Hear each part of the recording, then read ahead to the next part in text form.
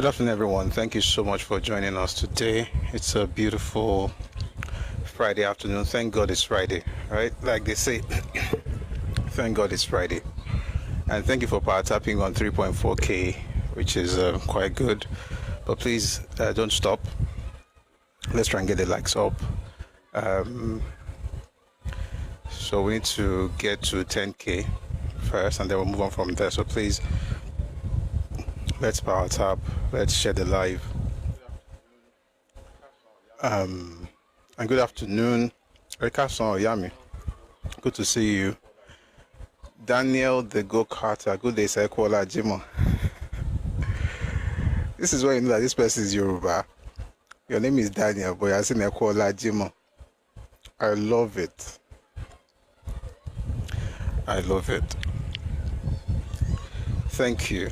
Thank you very, very much. UIG, ancestor.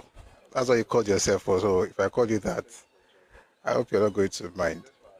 Well, thank you for joining. Business Power Tap, let's share the live. Afternoon, sir. We've been enjoying music all day. So I'm moving on to the conversation in a bit. But we need to make sure that we're good as far as the numbers are concerned, the numbers of the likes. So please like, and also please click on the icon, the art icon beside Busui Oris to join the team. If you're already a member of the team, please drop a heart me after joining. Prince 577, afternoon, sir. Good to see you. Hope you're having a wonderful day. Thank God it's Friday. Thank God. Thank God it's Friday. Thank God.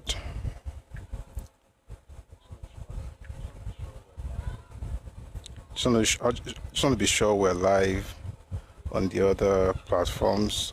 Yeah, I think we're good. We're good on YouTube. Eshio, Business Powers have everyone. Thank you. You know, these things help. It's the way TikTok is structured. We have to like, we have to share, we have to do all of that. I have some interesting things to share today. I was reading a couple of books actually. Then I found something. There's a particular book that I was reading by John Desenjo. It's called The Nigerian Civil War. I was reading that book and I saw something, and man, I felt really bad for Adewale Ademoyega. He really thought he knew what was happening. He had no idea. Excuse me. He really thought he knew what was happening. People were doing things. He thought he was one of the people that started the whole thing. He called himself one of the first three. It wasn't, apparently. Saw some things in a couple of books today. I'm going to share with you in a bit. But please, let's power tap. Let's share the live. But before we get into the topic proper, we're going to start with news making the rounds in the last 24 to 48 hours. But let me just say this: when we're done, I want to start by announcing this. Our stuff on YouTube, they're coming up. The content is coming up. So please, I just want to ask that you kindly engage the videos, share with people. And like I said, I intentionally cut the parts that we are cutting. So for instance, after every session, you'll be able to watch the entire video, the full-length video on YouTube going forward. And this weekend, by God's grace, we're going to create thumbnails for the live sessions we've had so that it will look better. But the whole place is looking good. Let me show you. So this is what the video looks like. You see we're live, right? So we're live here. You can tell from up here, and then you have this window. You see how beautiful the page is, different topics, different titles.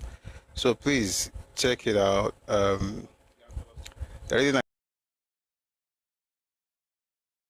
nice. Now we have about 300 videos. But to be fair, There are some videos there before we start posting all this TikTok stuff. So, oh, thank you for the gift, UIG. Thank you so much. So you see, different topics, 5 minutes here, 10 minutes here, 3 minutes here. That it's a lot. All right, that's a lot. So on these political conversations and everything, I think we have more than 200 videos, short, long, and thankfully now that we're streaming on YouTube, you'll be able to rewatch the live sessions once we're done. So please engage the videos. Like I said, apparently people have lots of questions and arguments online. It's always easier when you can just pick one, on video. Just use the link and put the YouTube link on Twitter. One of the things I want to try and do this week as well is to put as many links or videos on Twitter as possible, so that people will be able to research, and then of course when they watch they'll be able to do a bit more.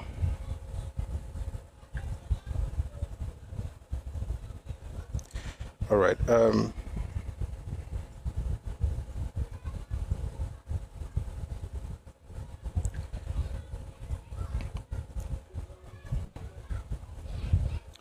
I go nowhere, it's your matter. Anything is a trouble. That's fine by me. Do you guys know this? Do you know this guy doing the stoic? I think he's a fantastic singer. Quite good. You say if you know.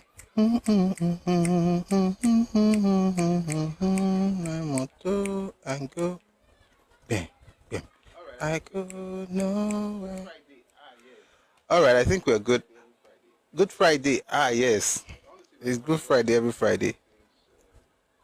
So I want to see if I can just move some of the things. So people on Twitter, with all the argument on that Twitter, at least. What makes me laugh about Twitter is that people are very bold about asserting stuff. But you see, sometimes it becomes like, your words against mine. Like, you say your own, I say my own. But thankfully, to be fair, in some instances, you see some books that people are using to defend their position, which is amazing, pages and all of that. But I think video will also help as well.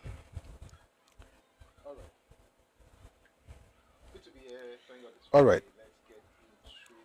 Good to be here. Thank God it's Friday. Let's get into the conversation. Where was I? All right. So a few things have happened. Oh, you know in Panther? Yeah, Dwayne is actually quite good. Very good. I like the way he does his concerts. This, small gatherings. Hopefully it's going to get bigger, but I like the cozy nature, of the things he's been doing. I've seen some of the stuff on video in Ibadan, in Abuja, all over the place, in Lagos.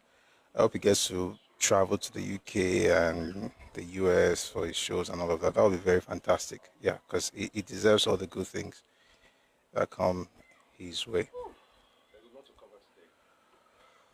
Whew. There's a lot to cover today. Like we do here, we like to first talk about what's happening before we get into the conversation. What's the topic for today?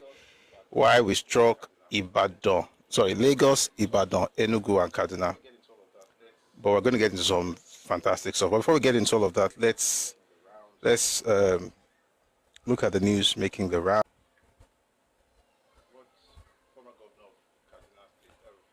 What former governor of Kaduna State, El-Rufai, said. He said, we had a meeting to ensure.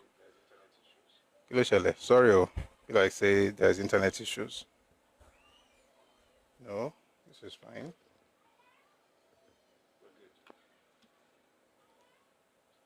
We're good.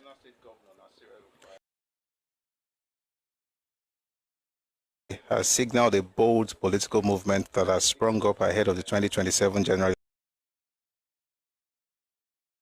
revealed ongoing efforts to form a powerful political alliance aimed at challenging the current administration. We had a very important meeting with the coalition that we are putting together to ensure that President Tinubu goes back to Lagos. El-Rufai stated, The comment has stirred speculation about El-Rufai's next political steps and the details of the coalition movement. It's quite interesting that I read somewhere that it looks like they're working with ADC now. That's another party. Let me see if I can find that news.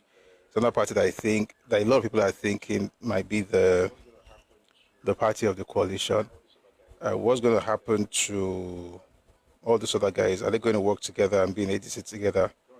We'll wait and see. Don't worry, when we get to that point, I'll find it again. But let's just start with that one. The way I structure this thing, if I change anything, it will affect everything we do. So we'll go reach that one. A young lady who I think must have been very high when she made this video, said something very fantastically stupid, but maybe it's not that stupid. Maybe I'm the one who doesn't understand history. Maybe I don't know what I'm talking about. Maybe. So I'm going to play the video and then you can, decide for yourself, am I wrong? Is she right? 1 second, please.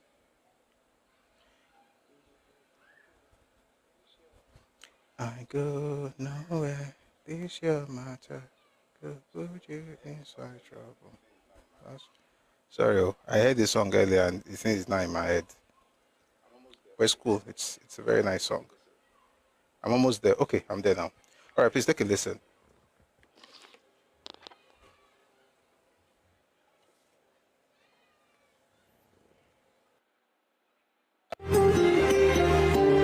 Discover that. Is it just me in this part of the world, or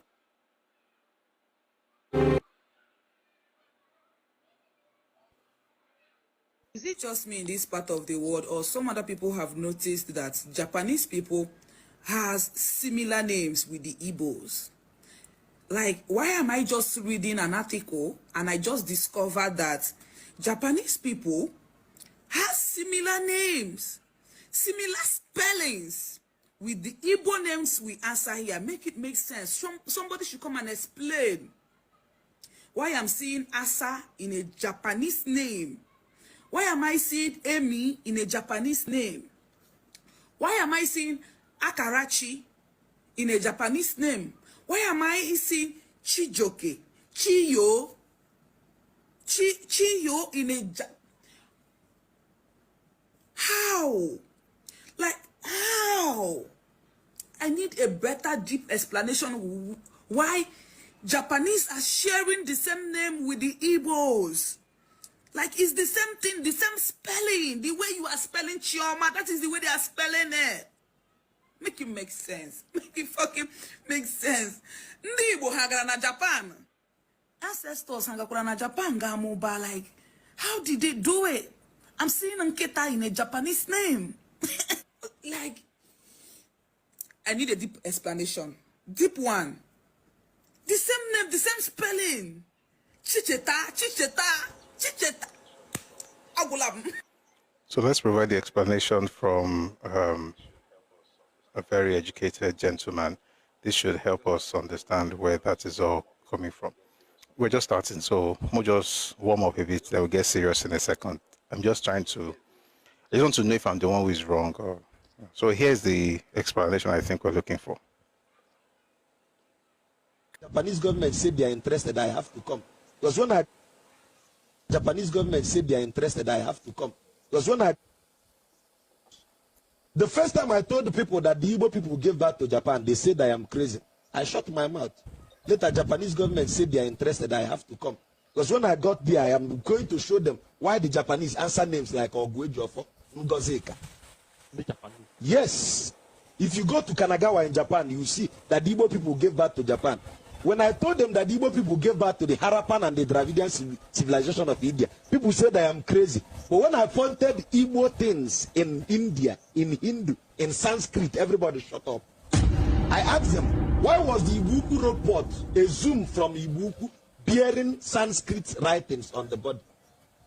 Because the Igbo people introduced Sanskrit.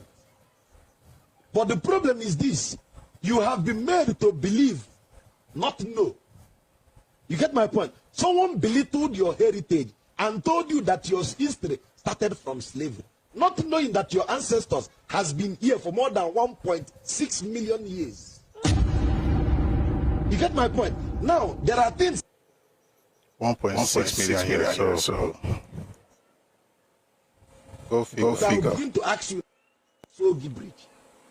If you say that Abraham or Adam and Eve are the first man on earth, right? How old is your... All right. On a serious note, if you're a Christian, you know, we believe in the power of prayer. But if you're a Muslim as well, you do, I'm sure. And if you're a traditional worshiper, you know that sometimes you have to worry and pray for people. Seriously, I think I'm going to play a video, and I just want to ask that we pray for certain people. If you know anybody from certain parts of a particular part of the country, that we should pray and just pray for them so that they would experience the healing that they really need, because there's a need for healing. I'm going to play you a video, and then you can listen and be blessed. No, you will be blessed, but just listen to what they have to say. Igbo man anywhere, for I say to God in heaven this night and going forward, if we fail to get Biafra, if Nigeria survives until 2015, let every Igbo man anywhere in the world be destroyed by God in heaven, including my own family. Let everybody die, because we don't deserve to live.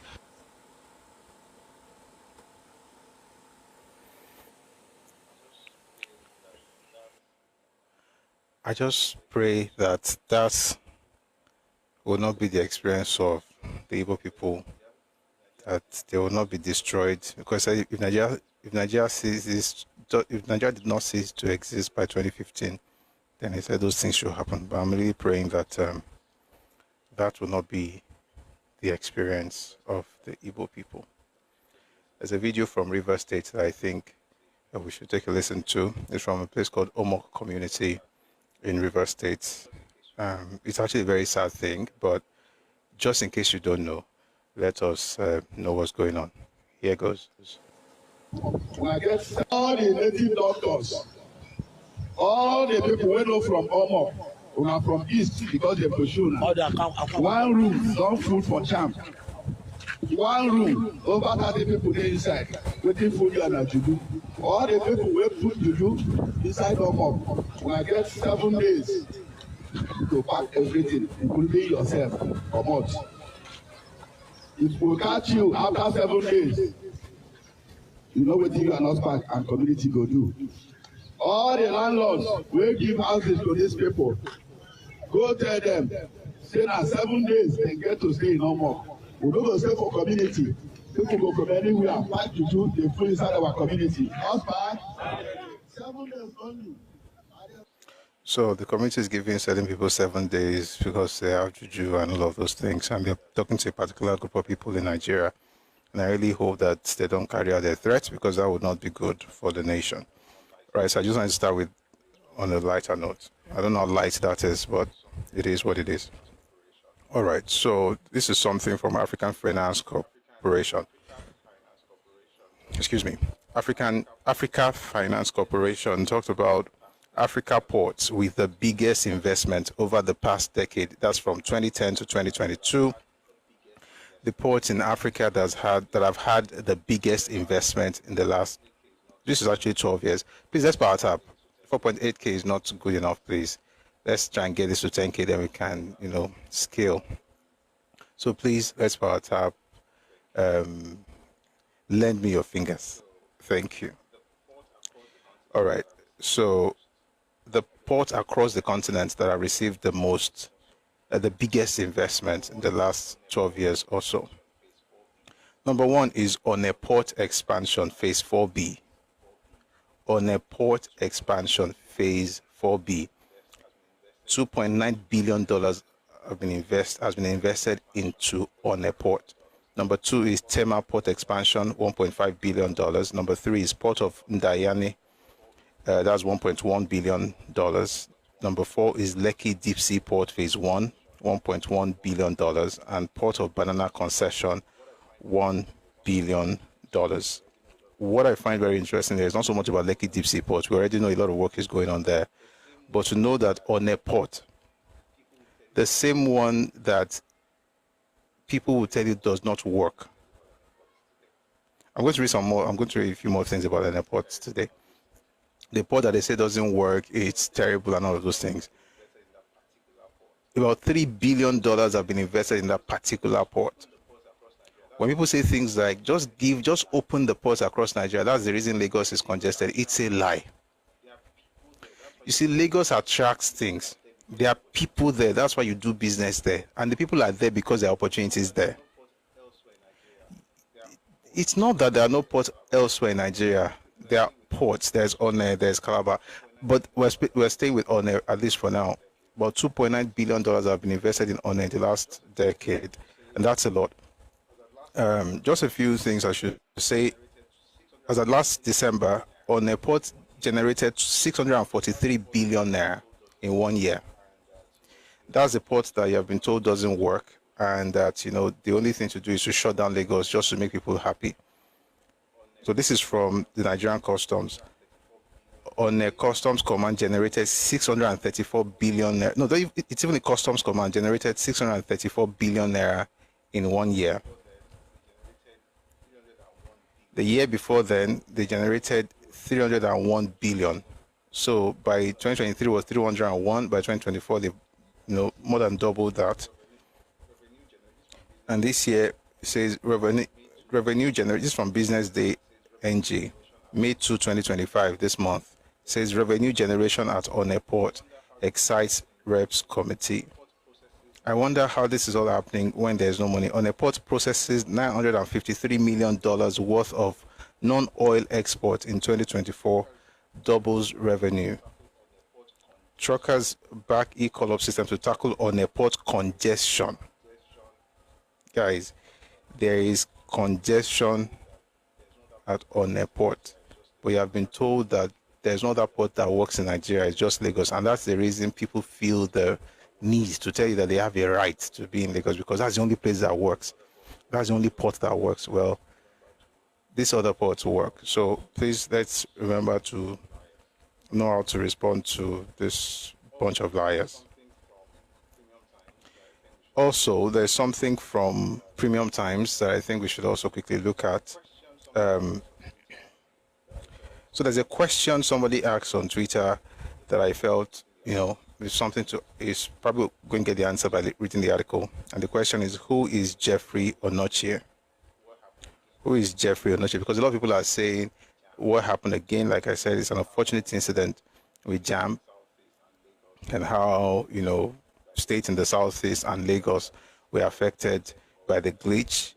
But a lot of people have been calling for the head of Professor Loyede and saying all those things. But there's something else coming out now, and this is published in Premium Times. It was published on the 21st of this month, 2025, and the title is Exclusive. JAMB Insider speaks on claims UTME glitch targeted Igbo. Since the Joint Admissions and Matriculation Board, JAMB admitted to a technical glitch that distorted the 2025 Unified Tertiary Matriculation Examination (UTME) results of over 300,000 candidates. Accusations have emerged that the error was a deliberate attempt to target candidates of Igbo origin.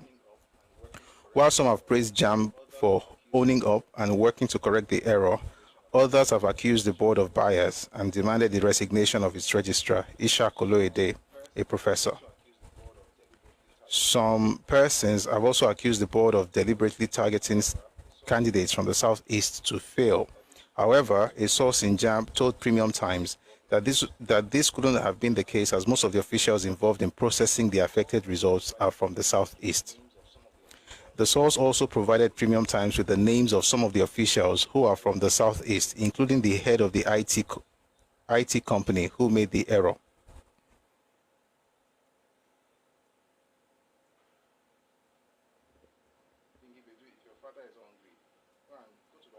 Kingibedu, if your father is hungry, go to Bambiala and get people to raise money for him so that he can feed him. The source also provided Premium Times with the names of some of the officials who The source also provided Premium Times with the names of some of the officials who are from the Southeast, including the head of the IT company who made the error. The official, who spoke on condition of anonymity, said the insinuations are both divisive and ridiculous. The source explains that the chief operating officer of the service provider is an Igbo man from Delta State, Jeffrey Onochi. He did the processing of the result for JAMB. Are you saying he will agree to target Igbo candidates? The source questioned. Premium Times also gathered that there are individuals of Igbo extraction among the team tasked with installing the failed patch for Lagos and the Southeast. The source identified some of them as Stanley Agu from Imo State and John Chima Iheonu from Abia State. The source added that the two JAM supervisors for the affected Lagos and Owerri zone, Uche Ohielo and Collins Ojere, are from the Southeast. The JAM director in charge of the Owerri Zonal Office Headquarters Annex is also Igbo, Gloria Anyegbu from Anambra. There is no way these people would deliberately sabotage candidates from their own areas, the source said, describing such claims as nonsensical. JAM staff members and service providers are professionals and are not influenced by sentiments, ethnic, political, religious, or any other such considerations. All right, it's quite long, but that's basically it. Apparently, most of the people directly involved in that process are also from the same place as the people that were affected. Of course, it's still an unfortunate incident, but since everybody's making it look like it was about an ethnicity, I think it's also important to read news like this to understand the fact that most of the people directly involved were actually from that same ethnicity.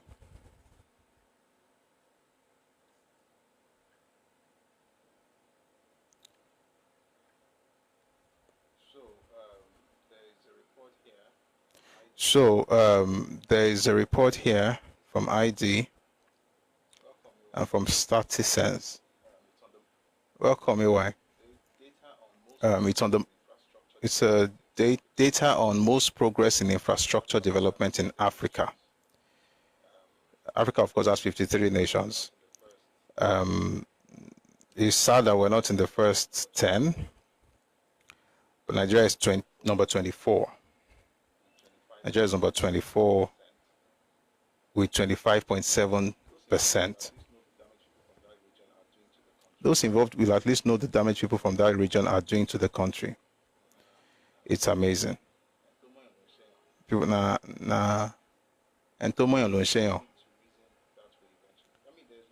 seems there's no need to reason that way eventually. I mean, there's no need. It was an unfortunate incident. It was terrible. It shouldn't have happened, but the people who made it happen are actually from the same place. But now everywhere is quiet. Nobody's talking anymore because it's not working. It's not aligning with the agenda, apparently. All right, so the Africa Infrastructure Development Index, that's the ID. This is from them. Most progress in infrastructure development in Africa. Number 1 is Seychelles. Number 2 is Egypt. Number 3, Libya. 4, Mauritius. 5, South Africa. Number 6, Tunisia. 7, Morocco. 8, Algeria. 9, Cabo Verde. 10, Botswana. 11, Ghana, 34.68%. By the way, Seychelles is 99.77%. Ghana is 34.68%. Senegal, number 12, is 33.29%. Number 13, Namibia, 32.63%. It should be Namibia before Senegal, actually. Gabon, number 14, 32.2%. Gambia, number 15, 31%. For Nigeria, it's 25.7%. I think it's very important for us to remember this. Number 1, 24 is not bad, but it's definitely not the best thing we can do. There's a lot, we have to be able to do a lot more than that. However, there's something I've also noticed. You see, infrastructure development in a country is not necessarily, it's not just the work of government like federal government. It's, like I always say, it's the combined efforts of everybody. So if every state governor is busy with infrastructure development, if people look at Nigeria, they just see Nigeria and they're able to tell, oh, you're doing so well. it's actually quite interesting that somebody says here, by the time the Lagos, Calabar, Sokoto, Badagry, Calabar, Maiduguri roads, the Lagos light rails, ongoing rail all over the country are completed, Nigeria will be over 50%. Don't forget that states with more allocations are massively improving on infrastructure. I thought that was actually a very, very good comment. But of course, like clockwork, there are some people who are cursed with anger and sadness and bitterness who don't see any good thing around them. And they're all there saying all kinds of things, but there's no need to read what they're saying because it doesn't make any sense. All right, going to the next news. The federal government of Nigeria has officially filed criminal charges against the suspended senator representing Kogi Central, Natasha Akpoti-Uduaghan. So I have this document here in the High Court of the Federal Capital Territory in the Abuja Judicial Division, holding at Abuja, between the Federal Republic of Nigeria, complainant, and Senator Natasha A. Akpoti-Uduaghan, defendant. Let me just read page 1. Information. At the court session holding at Abuja, the High Court of the Federal Capital Territory is informed by the Honorable Attorney General of the Federation on behalf of the Federal Republic of Nigeria that you, Senator Natasha E. Akpoti-Uduaghan, are charged with the following offenses. Count 1. Statement of offense, making imputation knowing or having reason to believe that such imputation will harm the reputation of a person contrary to Section 391 of the Penal Code Law, Cap 89 Laws of the Federation, 1990, and punishable under Section 392 of the same law. Particular offense that on the 3rd day of April 2025, during a live studio interview program, Politics Today on Channel TV in Abuja, this thing is long. Anyway, the woman don't insult people very much. That you, Senator Natasha Akpoti, made certain statements and all of that. Anyway, the federal government itself is the one suing Natasha now. And those who are bent on using false allegations to make a point, and those who weaponize gender, all those things, I hope that people are able to learn from these things.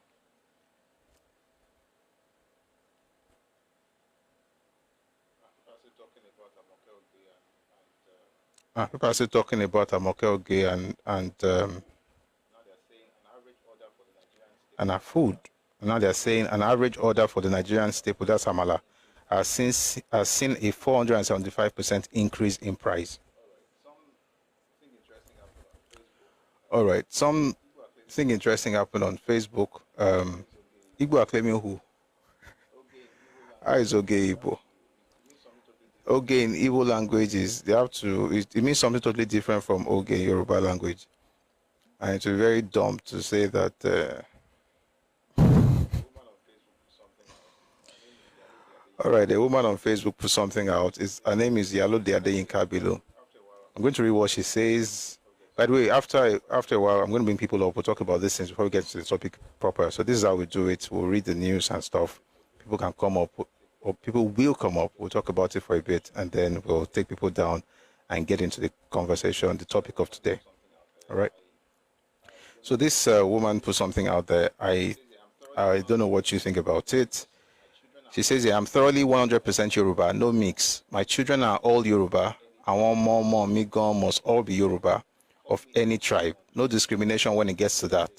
Call me anything you want to, I don't care. Yesterday, a young, beautiful lady came to my office. We got talking on her mission. She's the representative of a big company in Nigeria wanting collaboration with our faculty. Of course, because it is specifically with my department, she was sent to me. We got talking on the collaboration. I found her very amiable, pretty, and quite smart. I then asked her for her name. She dropped a Yoruba name.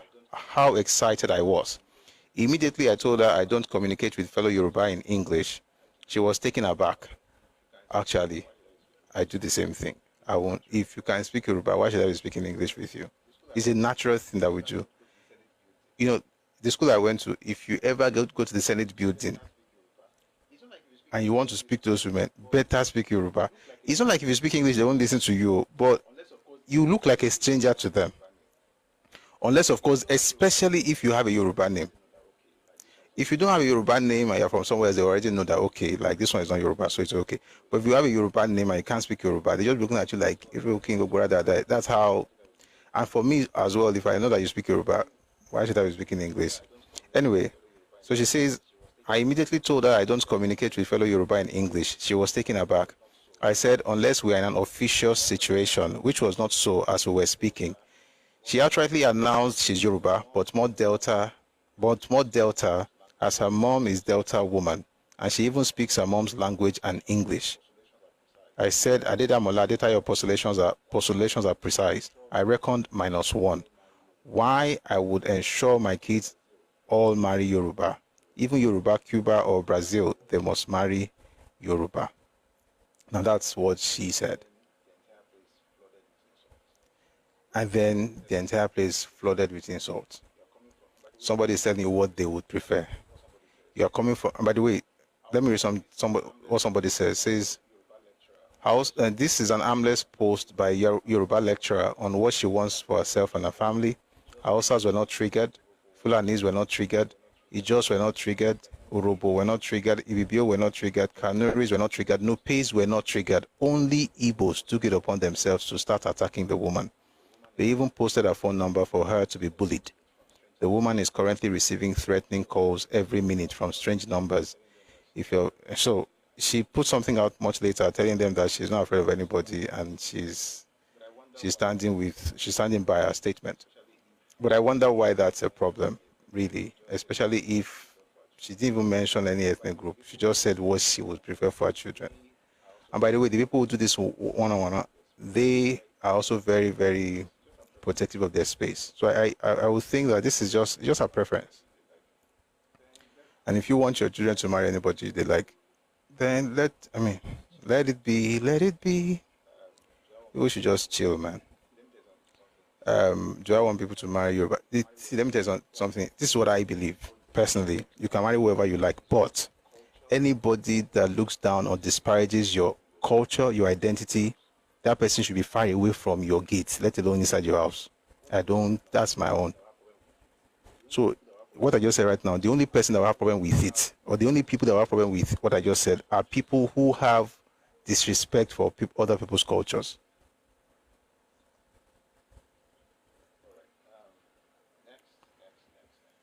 All right.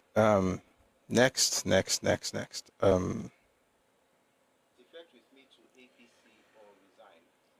Defect with me to APC or resign.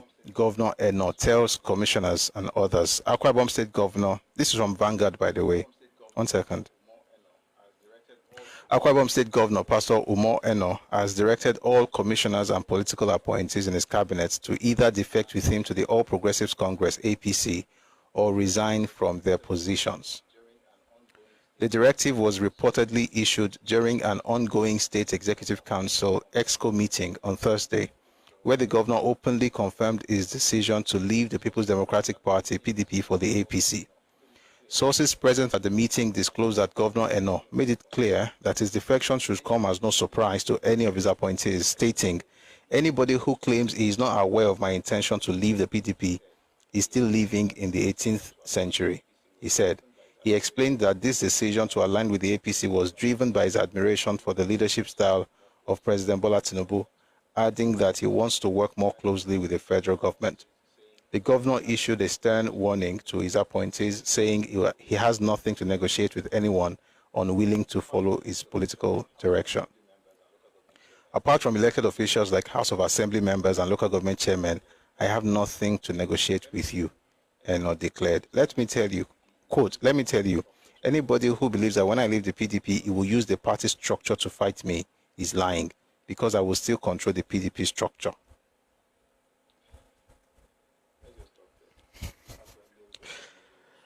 Let's just stop there. Apparently, everybody's moving to APC now. Why are they moving? Why? Why is everybody moving to APC? I don't know, but let me play you a video from the meeting that was held yesterday.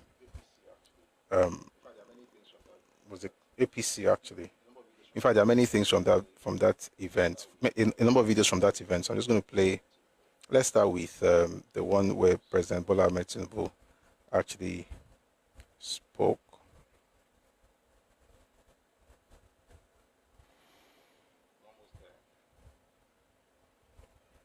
I'm almost there.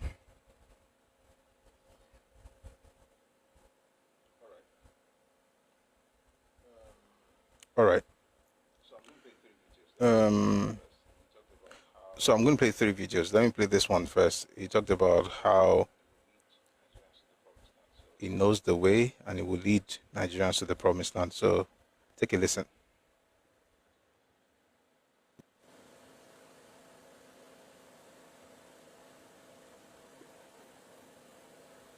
This is the only time that you can correct and not complain. To me, I owe you a whole world of gratitude. The endorsement today, the Carigo inspiration,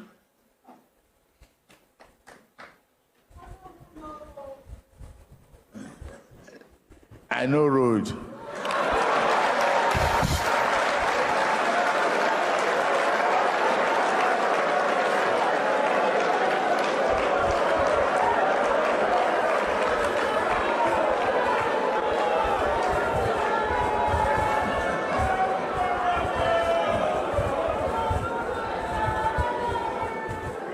And we will lead you on to that promised land.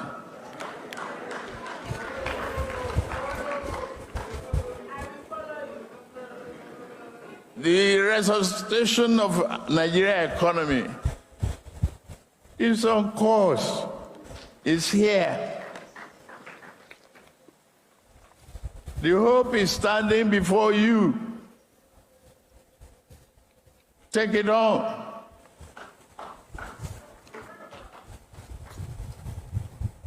You are the leaders and the conscience of this country.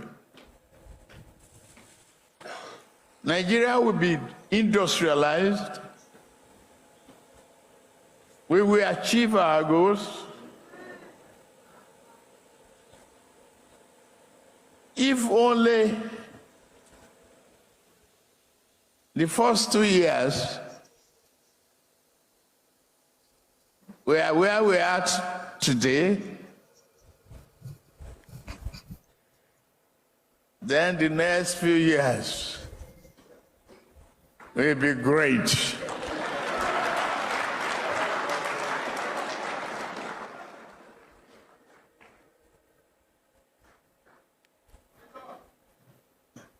We have the mission, we have the vision.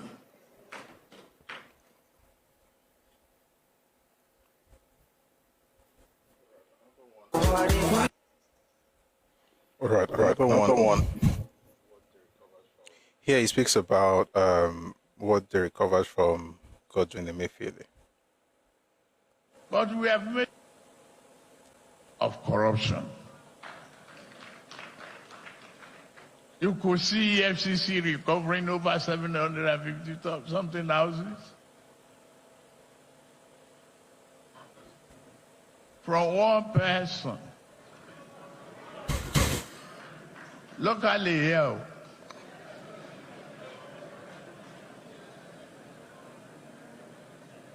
Yes, we encountered challenges when we assumed office in May 2023. But we have made progress by implementing difficult, long overdue, but necessary economic reforms.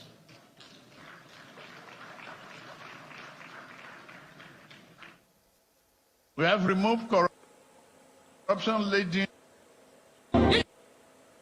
So I'm going to play one more video, but the reason I'm playing this is because I actually do believe in the fact that these reforms are very important and necessary, and yeah, we are very. It's important to say these things, right?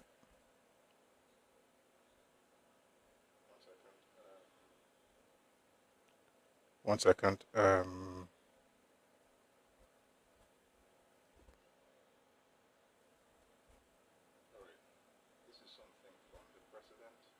All right.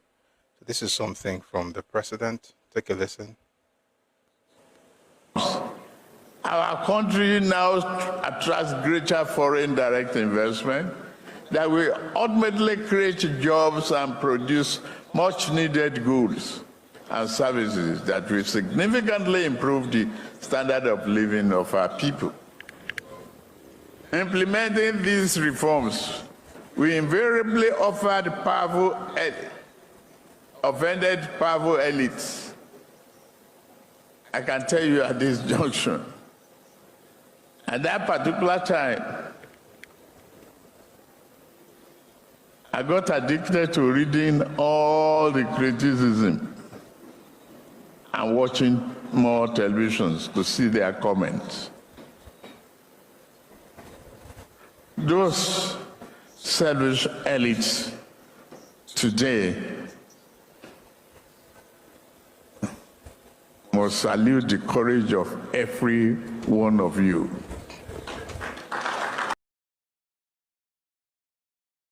Nigerians, for their perseverance, their patience, their resiliency.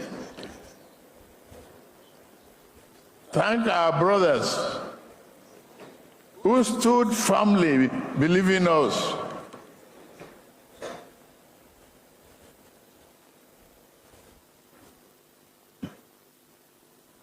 They fought us with everything at their disposal, but we never shall die. We are on.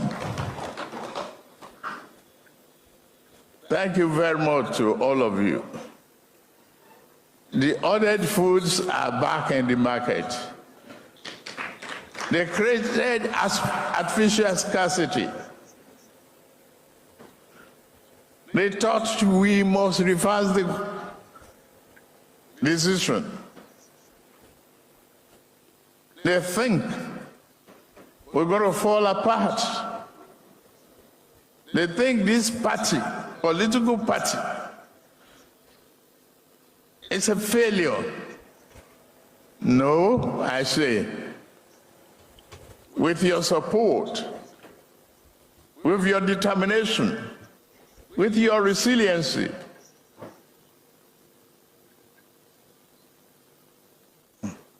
we just believe in our democracy.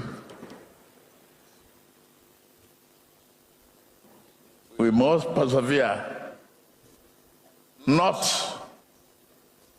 to give up. Not because I simply say so, but because it is correct. It is not the easy way out to bankrupt the nation and leave our houses to fall apart, our road disintegrated. It's a shame if today there are communities without potable water. It is a shame that self-serving elites will not think about out-of-school children. They can concoct anything they want. Our country now attracts greater foreign direct investment that will ultimately create jobs and produce much needed goods and services that will significantly improve the standard of living of our people. Implementing these reforms, we invariably offered offended powerful elites. All right. So what I find very interesting here is actually acknowledgement of the fact that there are certain people who are not so happy with him, and there are those who benefit from the rot in the system. And I hope that the president's work will keep succeeding so that the people of Nigeria can continue to enjoy the, what's it called?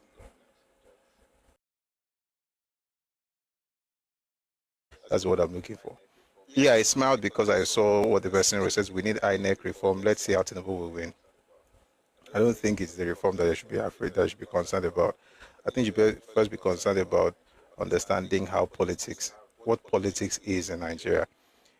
You have people who are shouting with "Give no shishi,"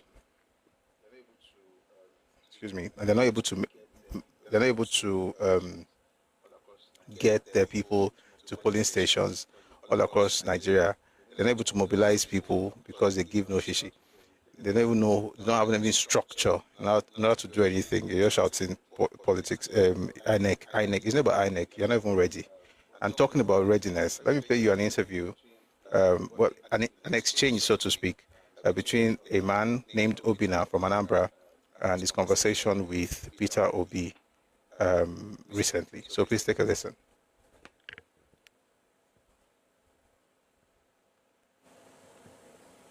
Mine is also Vinna. Yes. I also went to Vinna. How interesting. So I don't hate you. No, don't worry. I don't know. I named some of your. Yes. Yeah. So I want to ask a question. Yes. As the leader of the Labour Party, the Labour Party has been rocked with several crises. What have you done to fix this crisis? Because Nigeria is a very complex country, and if you cannot fix the problem in the Labour Party, how do you intend to fix the problem in Nigeria? Thank you, Obina. Let me tell you. Obina, there's a difference between what is happening in Labour Party today. It's caused by government deliberately. Put me anywhere. Obina, what is happening in Labour Party and PDP is caused by government. We have had a problem in our party before in the past. And Yaradua was president. And I came to him and he told the then INEC chairman, I don't want problem in any party. And we were forced to fix it. Sir, so 2 questions. First, what will you do? Does that sound like an answer to you? It says, Nigeria is a complex country. How do you want to solve Nigeria's problems if you can't solve Labour Party's problems? Then the answer is, Yaradua made sure that the party did not have problem because he said that to Maurice Iwu. And the reason we have problem is that the government is the reason for the problem in Labour Party and Action and PDP. That's the person you think will win an election. How do you solve a national problem if you cannot solve a party issue? Oh, this is what happened. This is what we can do. This is what we can do. Nothing like that. Just shout. The answer is to blame other people. That's not leadership. That's a joke. That's not leadership. Even if you're a class captain, that's not a great to answer as a leader. What you go do at that high level if you do anything at the small level? Oh, now this reason may let us wait and won't do. Now the plan we get with this. Now how we go take solve and be this, and then we can escalate. We can apply the same thing at the higher level. That's how you answer that simple question. Nobody's going to beat you, but no, it has to be somebody else's fault. Again, it's a cultural thing. There's no sense of responsibility. There's no ownership. You're not able to come up with any ideas. You just have to look for somebody to blame and then you feel good about it. That's the reason he cannot win. It's not because of INEC. By the way, the last one he did was number 3. He came 3rd. Number 2 is not even crying as much as number 3. But it is well. It is what it is. Meanwhile, I put some videos on I put some links on a particular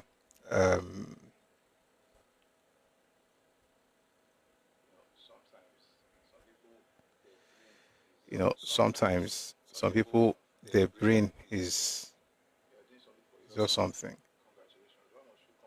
You are doing something for able women. Congratulations. Why must you come and spam this live session with? I don't want to say something bad.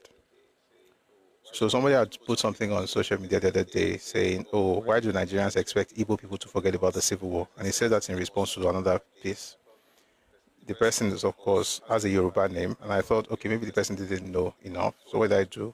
I got some links from our YouTube channel and put those things there so that it could help. Only for everyone to discover now that actually the mother is Igbo. So I guess it's not really about understanding history. It's just about, continuing with the tradition of victimhood. If you're having children with people from different ethnic groups, please, please, if you're having kids with people from different ethnic groups, raise them in the tradition of Yoruba people, the culture. We are not victims.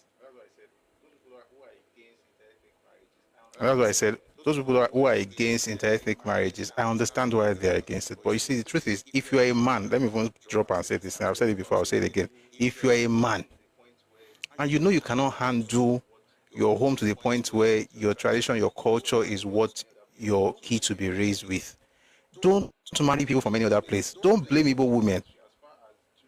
And I mention it's Igbo women because they are in this country, as far as children are just moving mad are concerned, is from those kind of relationship, because there are many Hausa, Yoruba Kanuri, Yoruba Fulani, Yoruba Benin, all over the place, Yoruba Tiv, Yoruba Itoma, Yoruba Bibio, no issues.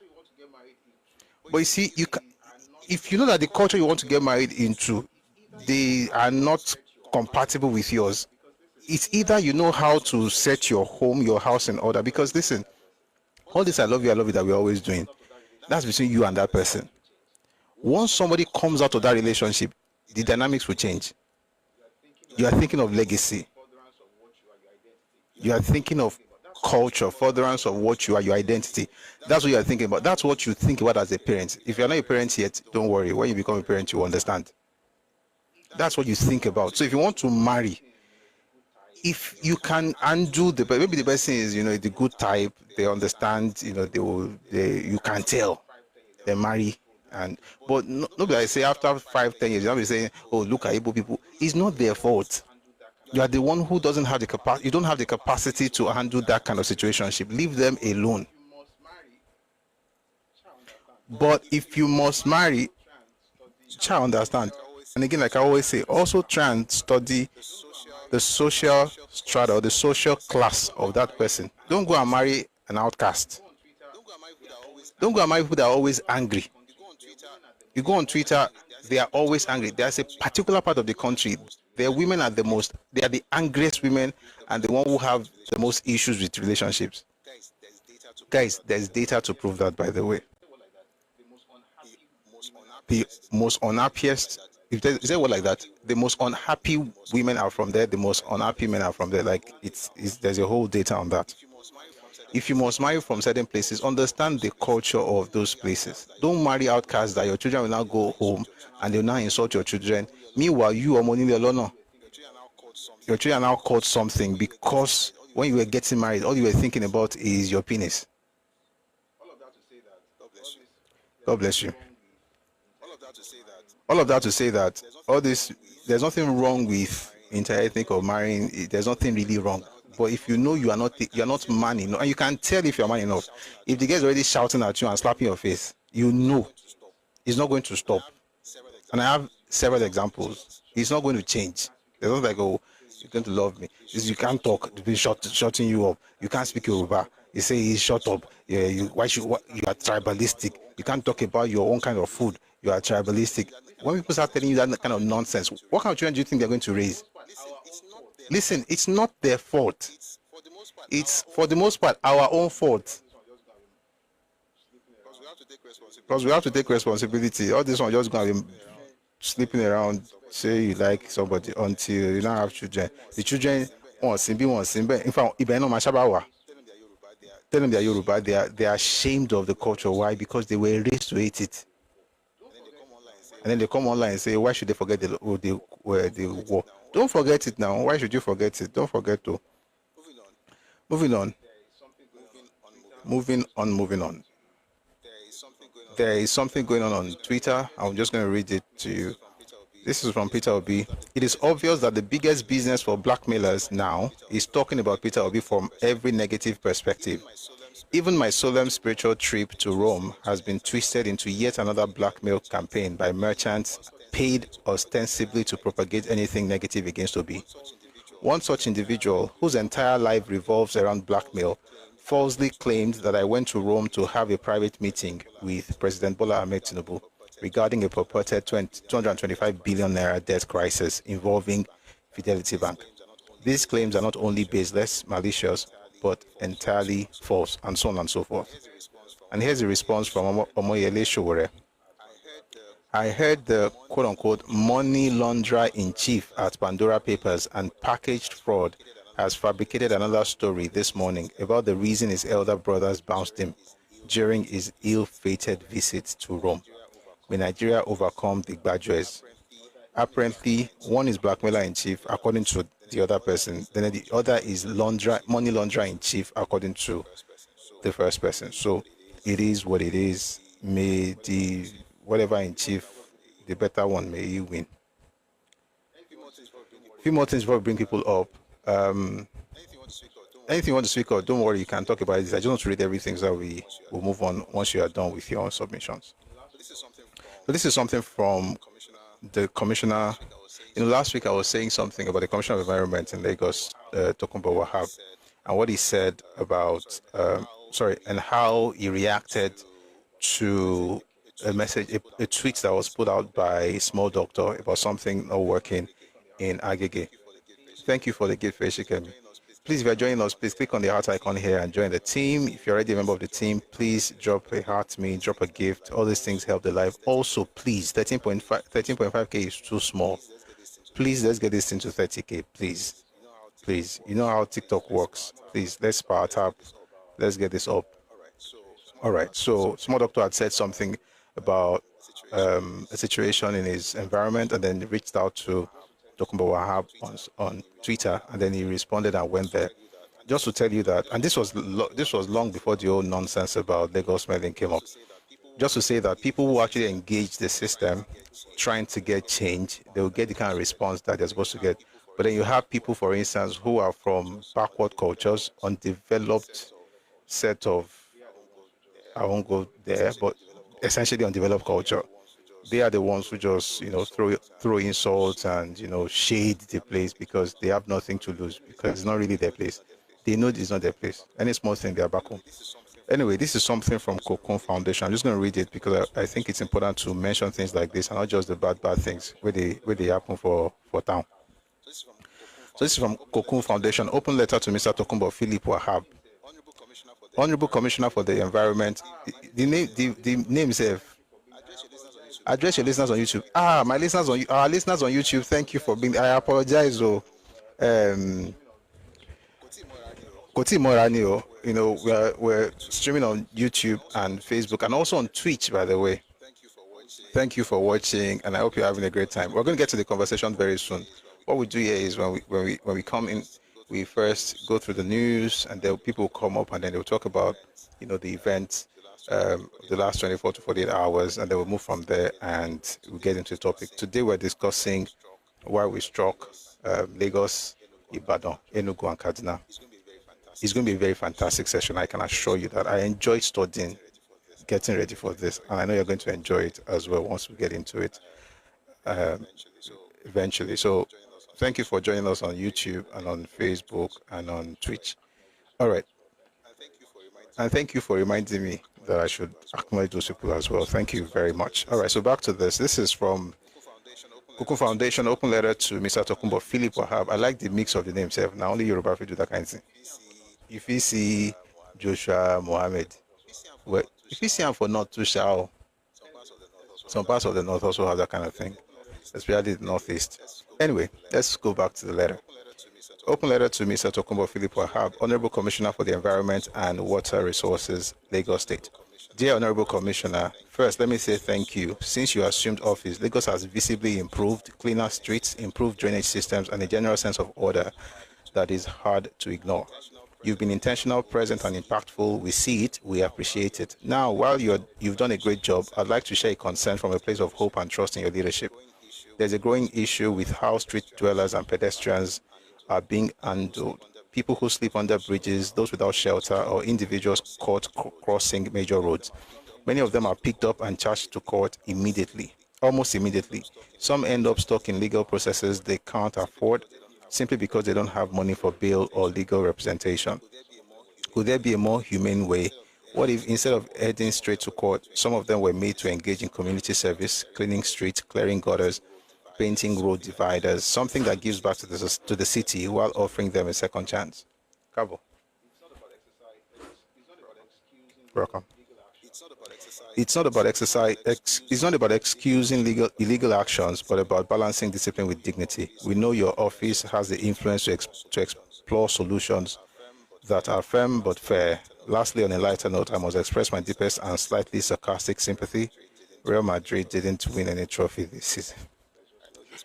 I know this pain cuts deep, but don't worry, sir. There's always next season. Let's just hope he's not trophyless as this one. This guy. Anyway, having read that, that's how you engage. For those who don't understand what culture and respect means, that's how you engage the system. Not going around talking as if you came from the bush. Actually, some people are from the bush. That's no lie. All right, this is the response from the commissioner. Dear Cocoon Foundation, thank you for your feedback, the compliments, and the accolades. I won't ignore your playful jab about the deliberate loss of my club, Real Madrid, the most successful club in the world, to give smaller football clubs a chance to excel. This is duly noted.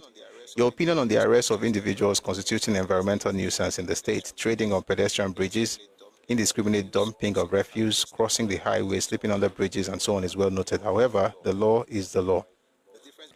The difference between developing nations and developed ones often lies in law enforcement. There is no justifiable reason for anyone to relocate to Lagos without proper accommodation planning. The recurring issue of homelessness does not entirely apply in the Nigerian context. Most individuals have a background, family, or relatives with whom they can live with.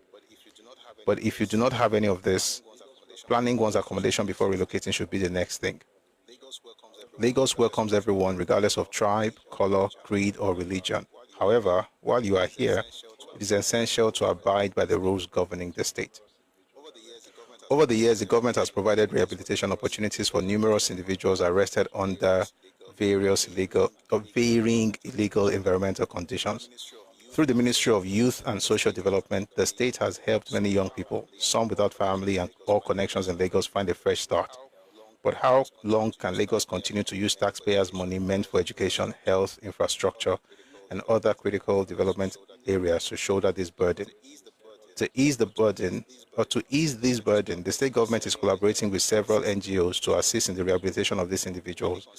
Kindly consider this an official invitation to your foundation to partner. Brilliant. Kindly consider this an official invitation to your foundation to partner with the state in this endeavor. Regarding the trial of individuals arrested for environmental infractions, please note that the state does not determine the judgment. However, we ensure that in most cases, first-time offenders are sentenced to community service to serve as a deterrent to others. But I take the counsel in and promise to push more on that while not compromising the belief that law and order is the foundation for societal growth and development. No government enjoys seeing its people suffer, but the law must be upheld at all times, else we lose our dear state.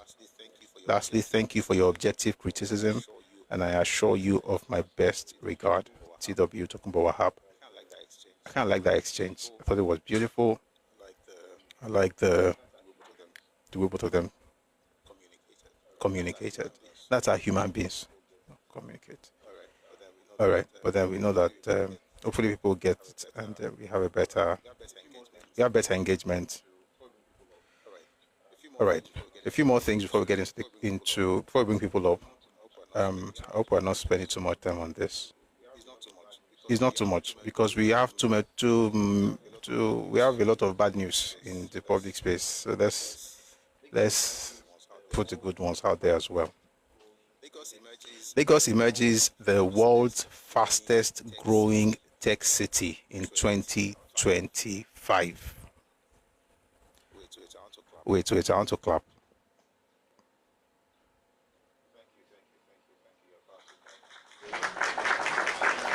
Thank you. You're far too kind. All right. So Lagos emerges the world's fastest growing tech city in 2025. This is from Nairametrics, by the way. Netherlands-based Netherlands-based research firm Dealroom.co has named Lagos as the fastest growing tech ecosystem in the world for 2025. The organization disclosed this in its Global Tech Ecosystem Index 2025 report just released. According to the report, Lagos has home to 5 unicorns. InterSwitch, Flutterwave, Jumia, Opay, and MoneyPoint stands out as an appealing hub for new enterprises. Ranked under the Rising Stars category of tech cities, Dealroom.co said Lagos and other cities in the category are giving rise to a new generation of tech companies. This year, Lagos, number 1, is topping the list, having created 5 unicorns and grown its ecosystem valuation 11.6 times since 2017, despite a smaller economy, the report stated. The other cities coming behind Lagos as the number 2 fastest growing tech city is Turkey's Istanbul, followed by India's Pune, which came third. Also on the list are cities such as Belo Horizonte in Brazil, Mumbai in India, Curitiba also in Brazil, and Saudi Arabia's Riyadh. All right, so it's important to mention these things. Lagos is doing well. By the way, I also hear that Ibadan started this tech hub as well. They're beginning to attract co-working spaces and tech spaces in the city as well. So I hope it spills to Ibadan. There's nothing wrong with having 2 or 3 in the country, just like India has more than 1 this year. But I'm very happy that Lagos is number 1 in the world as far as tech ecosystems. Confirmed that the ATC is the new platform for the coalition. He further said that documents have been signed by those involved in the coalition. He also said that he will be stepping down as the national chairman of ATC once the coalition is formed. Good luck to them.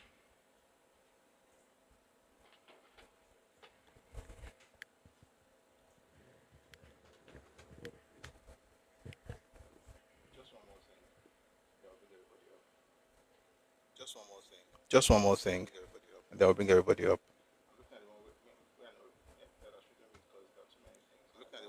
I'm looking at the one where I know that I shouldn't read because there are too many things and I don't want to read everything.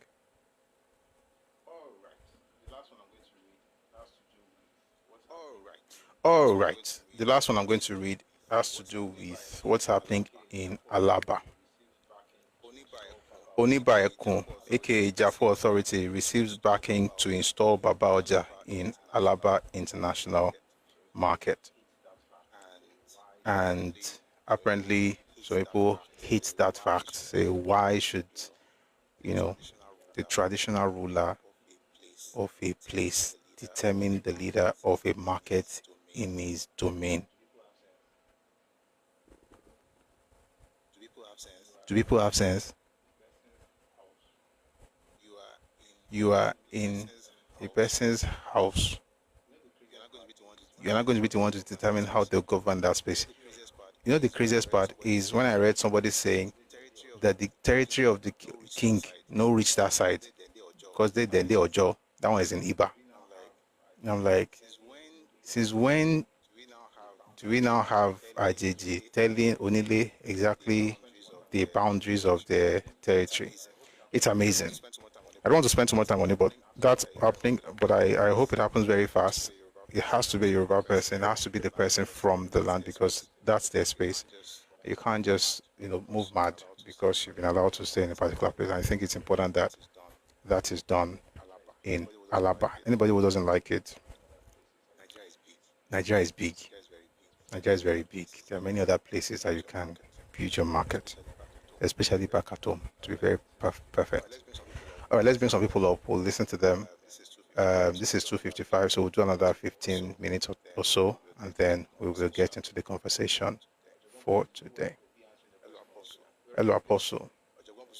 Ojogwambusu, did you watch Obi answering a question from Obina? We already played it here. Yes, I watched it and we played it as well. Thank you for bringing that up.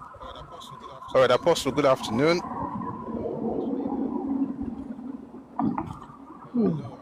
Hello, Apostle, are you there? Hello?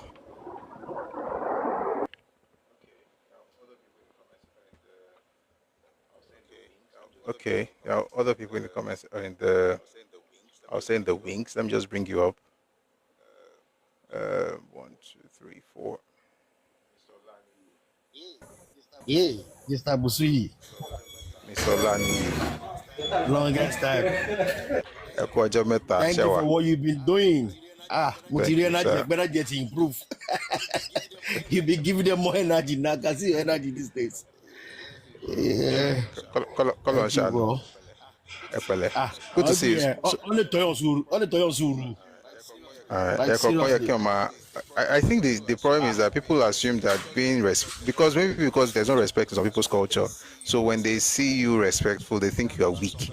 So sometimes you have to tell them That's it. exactly what strength means. That's the language they understand.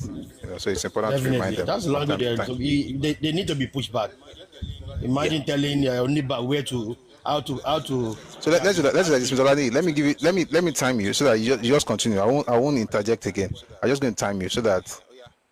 Oh yeah. Yeah. Emma Soro. My boy. Emma Soro. Solani, are you there? sorry, I Ah. muted myself now. I Okay. Okay. just Okay. moved myself, just muted. Right. You see the way these people go around, trying to bully everybody. Of a bully Onibano that his boundary is not up to Alaba. They've been doing this for a very long time, and people have been sleeping on it. Now we are waking up that you can't come in our space and come and change the political demographic of our space. It's not done anywhere.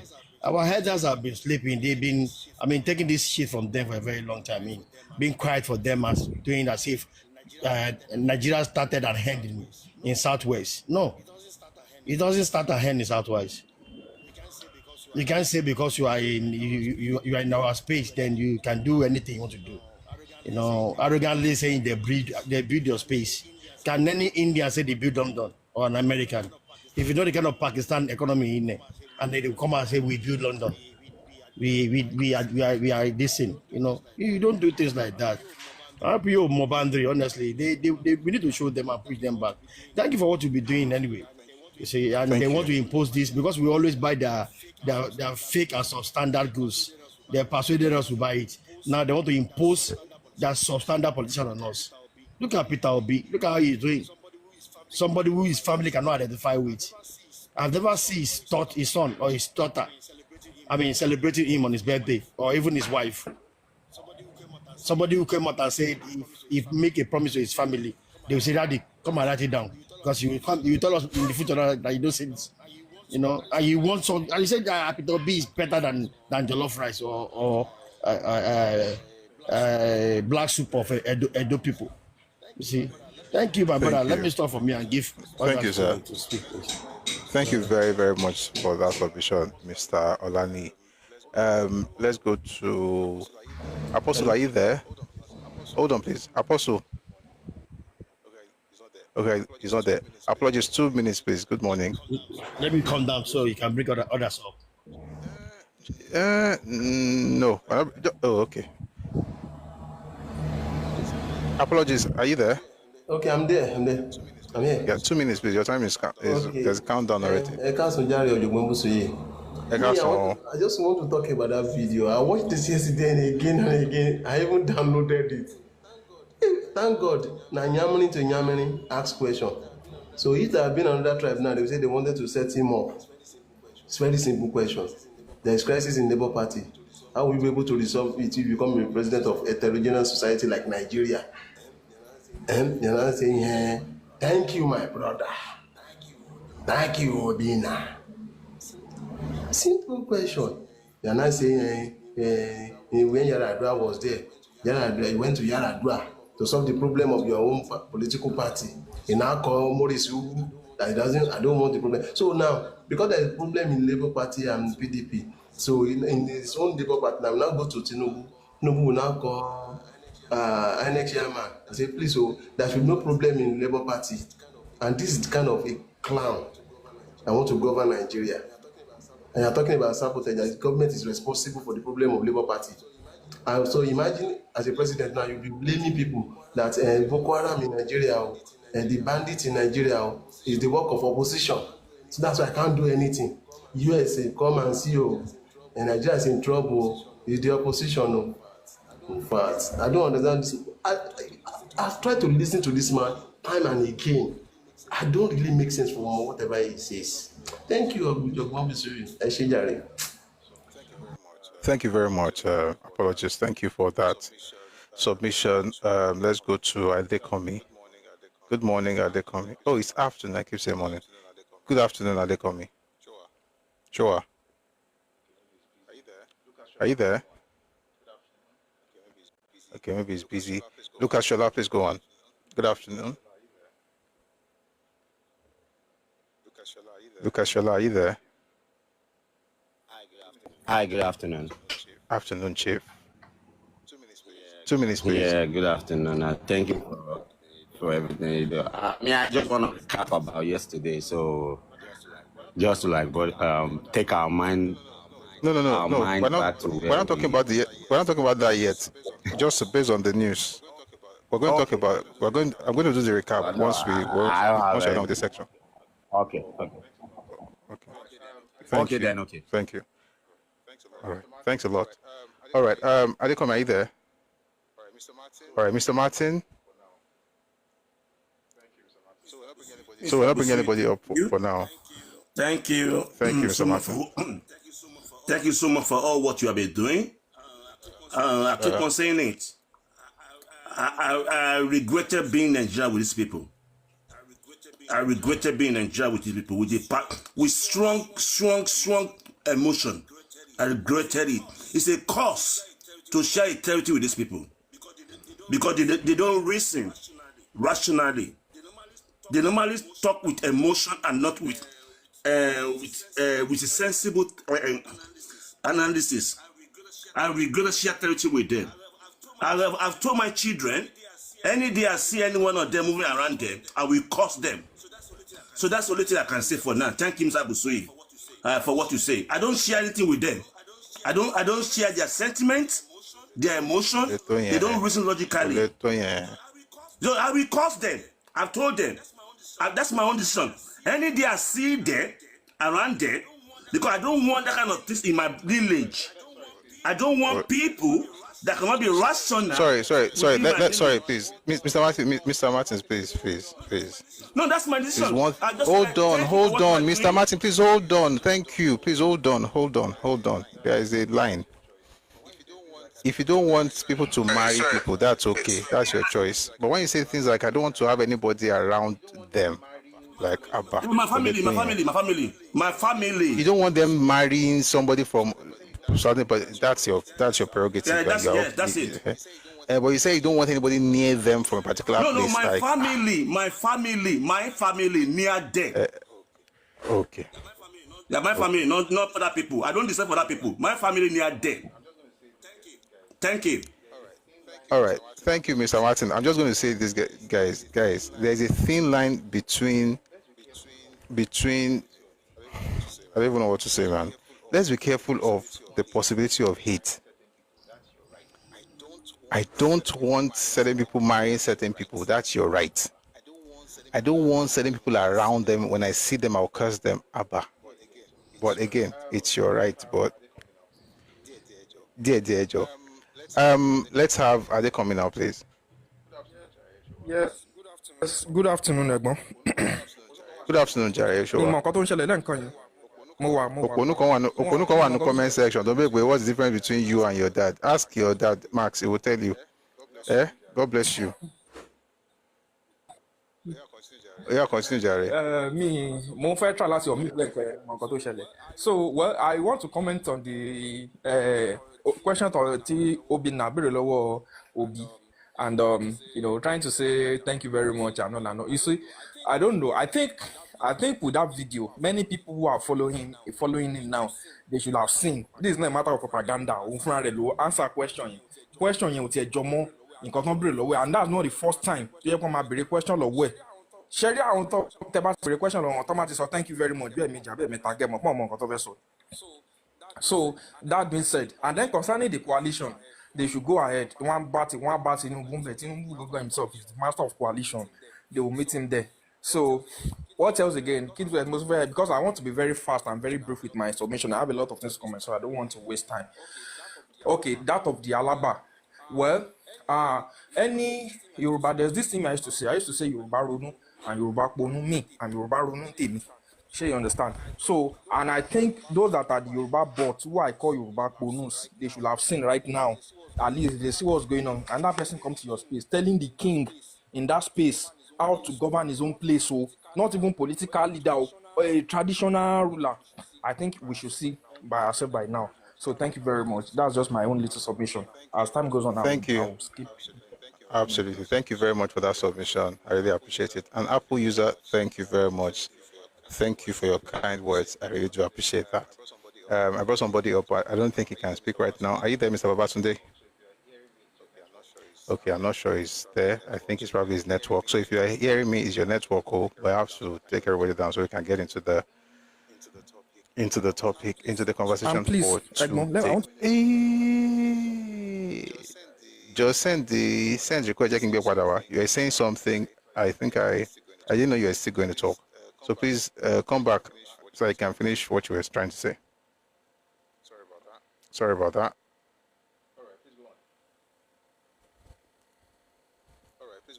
All right, please go on.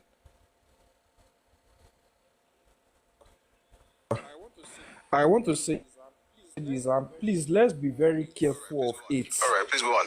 Yes, let's be very careful of it. Yes, let's be very, very careful of it. Because honestly, we have the good ones among them. When you look at people like Phoenix, but when I have encounter with people like Ifejuna, Obiano, Okafo, I am completely fanatically tribalized. Yes.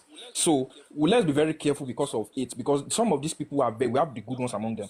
Just like I do say, an Igbo man will rule Nigeria, but definitely no Obi. We have brilliant minds like Soludo. We have brilliant minds like Dave Umahi. In fact, Alex Otis, an upcoming, potential from that region too. So please, let's be very careful about it, so that we won't throw the bad baby and the bad water away. Thank you, sir. All right, thank you very much. It's important to say these things because I also don't want the platform to become a place where we're just saying, "Oh, people are cursed" and things like that. To be honest, there are some of them that are devilish, but it's important not to make it look as if stuff. That's why I say, listen, when it comes to marrying people, while it's important for us to say, "Oh, they're not teaching their children very well," is that Igbo woman that caused it? No. If you're the Yoruba man who married her, you knew who she was before you married her. So some of those things is also on us, Let's just be careful, right? Don't become what you hate. That's my advice. All right. Say there's no go on Abba, Mr. Dani, Abba. Let me adjust so that we can get into this next section. Sorry, the way I see it sometimes, I got here. Oríṣiríṣi style àwọn fi ń jókòó. We're on 29.2. Please let's get this into 50K. Please let's power tap. You never like Tom. I think the reason is this. So I've always said it. While we're power tapping, we're going to get to the conversation, but I want us to power tap a bit because this is going to be very nice, and I want to make sure that this app is not saying they want to close or something like that. So please let's power tap. Let's share the live. Let's try and get this into 50K. If you're on YouTube and Facebook, thank you for joining us.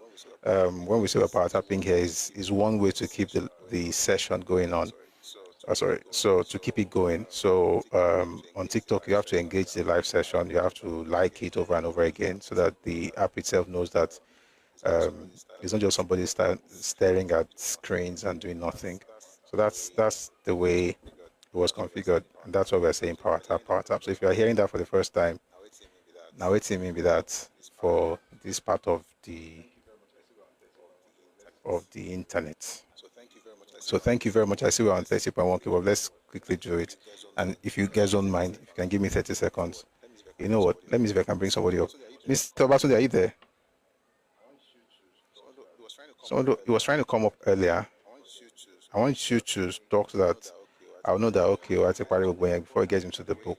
By the way, I found a report I've been hearing about for so long. I found it this morning, and it was such a joy. The special branch report from 1967. I found it, and I think I'm going to share it with you, by the way. I'm going to share the content with you. I found it in a book that I have had, but I did not know it was in that book. So it's. I was just really happy, and I'm still very happy that I found it. Please let's power tap, please. I beg. Akwa DM bi eka jose. Eka jose po se ko ba le bo se. And I somebody sent me something, on Twitter. People said they are watching this. I'm going to do something over the weekend. I'm hoping I'll be able to get it done. We'll post some things on Twitter so that people can watch full videos on YouTube. Interestingly, the shorts are actually, it's not even that short, 10 minutes, 8 minutes. They're actually gaining traction. So thank you everybody for supporting, and thank you for watching the videos on YouTube. You're making it, move. All right. So please give me 30 seconds. Let me just use myself. I can't play music now because of YouTube. YouTube is Kalawoko in some things.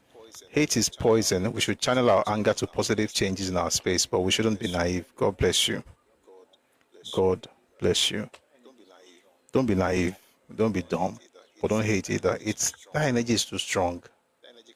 That energy can destroy. It can destroy. But don't be naive.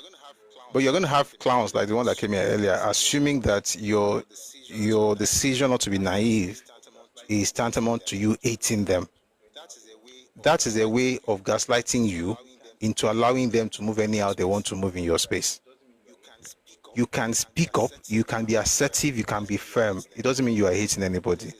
But there's a thin line. Don't cross into that part where you're like, I hate people from this place. Nah, I don't need that. It's too energy is too powerful, and it drains, right? It drains. So let what motivates you be the love for your people, not the hate for the others. Right? The love for your people, not the hate for the others. If you're motivated by the love for your people, it will show, right? And yes, you're going to exclude people because that's how life works. But if it's about hate for the others, you're not even really thinking about the progress of your own people. You're just thinking about those people. So you're busy pointing fingers and, too concerned with what they are doing. Let's think about what we are doing and what we should do. Thank you very much for getting us to 31.5K. Please give me 30 seconds. I'll be back. Once I get back, we're going to dive right into it, and I'm going to show you some of the things I found. And I hope if you know about those things before, please feel free to come up at some point to explain. But I just saw something that I felt was so powerful. I wondered if Adewale Ademoyega even read it before he wrote his own book in 1981. So please give me 30 seconds, please. Thank you very much for your understanding. Let's start out, please. Thank you.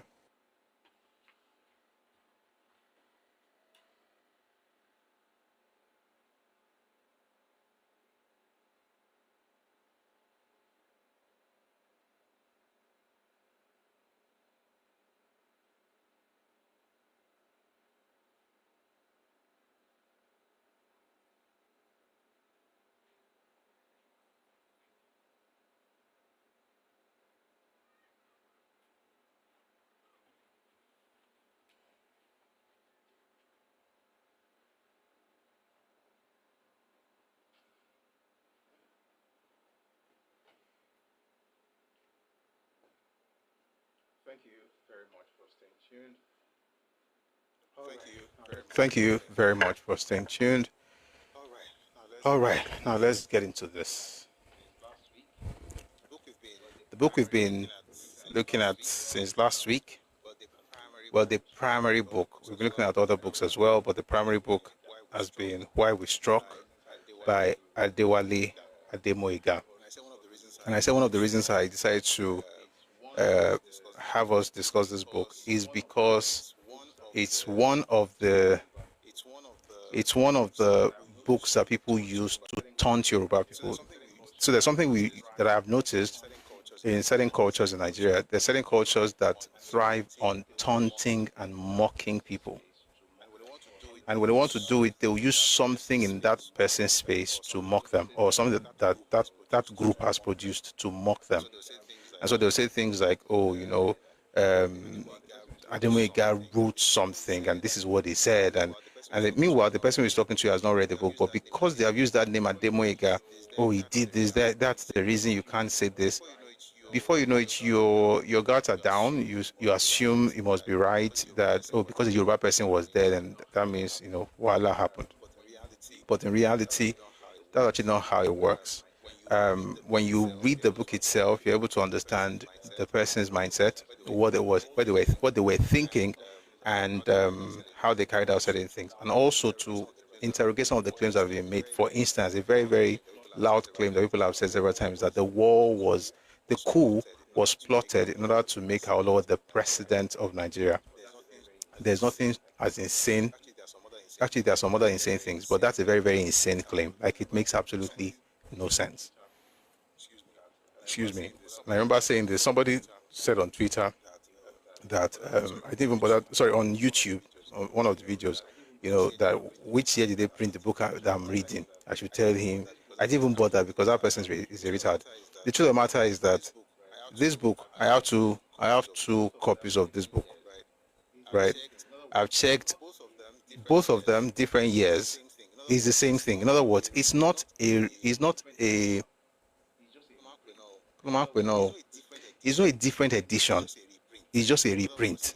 In other words, it's the same plate, it's the same page, the same pages, the same cover. Everything is the same. The only difference is that one was printed maybe in 1981, the other one was printed in maybe 1990s. So what you see is people will now throw something at you and say, I have one that has something. Thank you, that's what I'm looking for. It's not a revised edition. It's just a reprint, not a revised edition. So it depends on, I have one. Which year did they print the one you are reading? Like, it doesn't really matter because I have two. Then another gentleman sent me something from another version. Sorry, from another year, I think.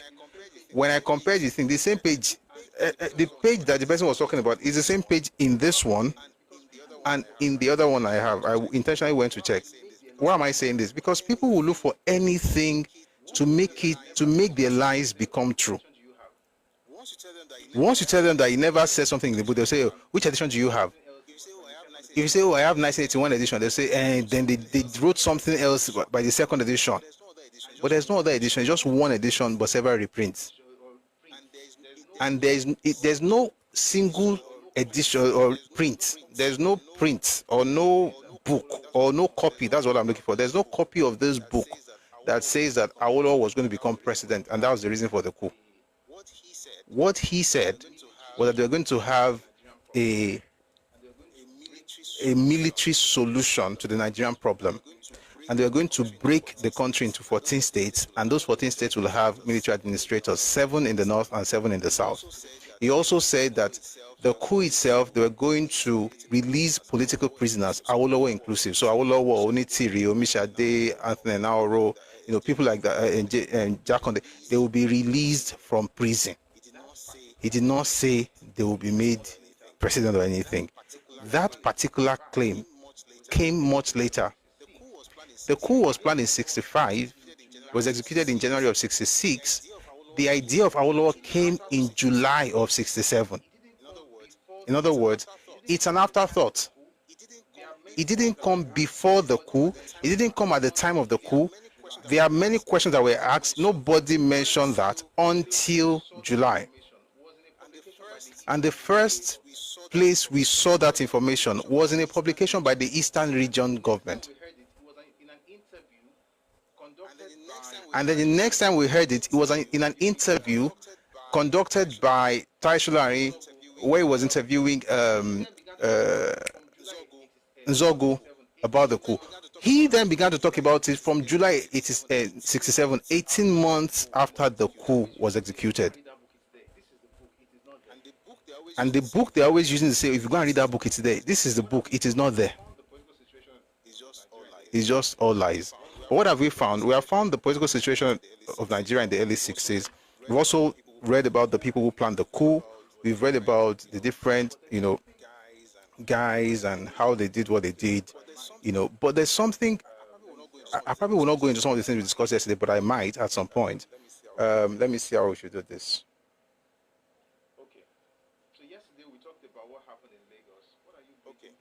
Okay. So yesterday we talked about what happened in Lagos. What are you breathing here will surely lead to clashes between you. But what I'm doing here, yeah, it will only lead to clashes with you if you prefer to keep spreading lies. So Max, this is the last time I'm going to respond to you. Any other nonsense you write in the comment section, I'm blocking you. I'm not even muting, I'm blocking you.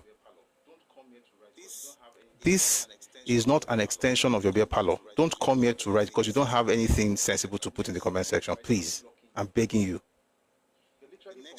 The next nonsense you write, I'm blocking you. You're literally from a place where all your shows, all the comments, the videos online are just hating on people and piling nonsense on people. A person sits down to let's discuss facts of history. You say I'm spreading hate. Meanwhile, just stop it.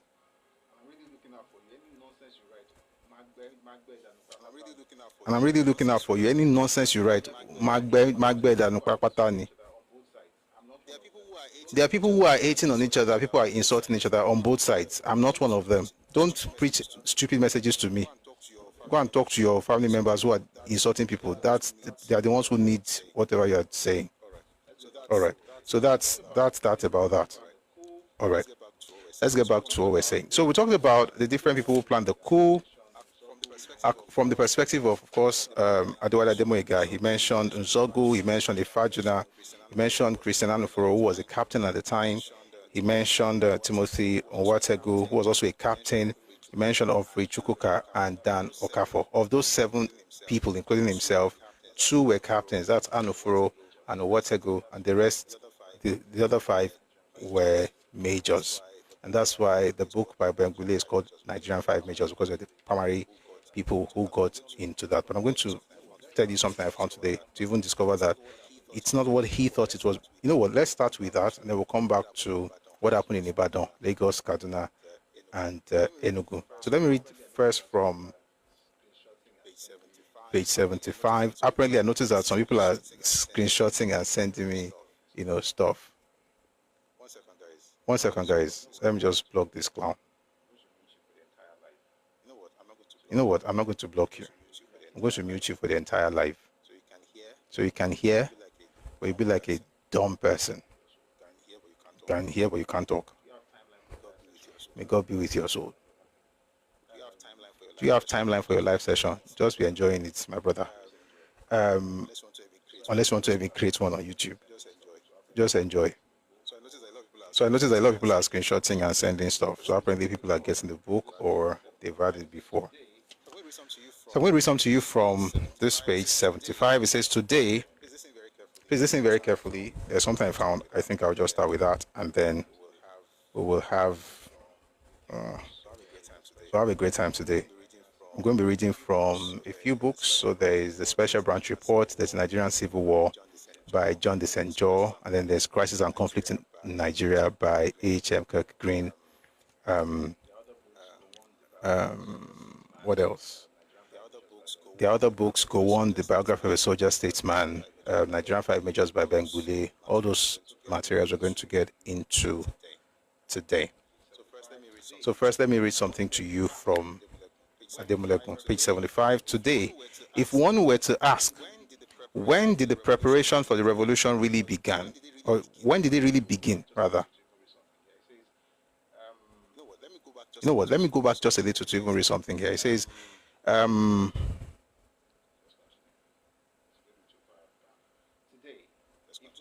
let's continue. It should take me too far back.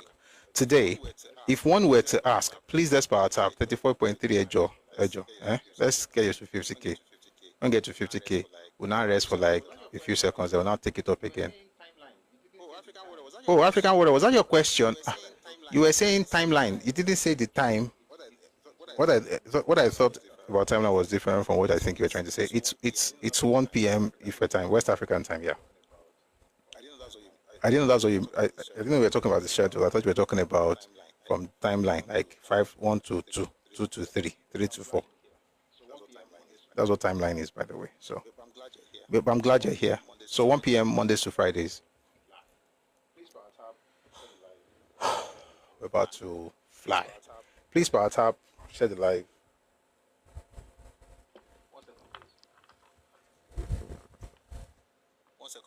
1 second, please.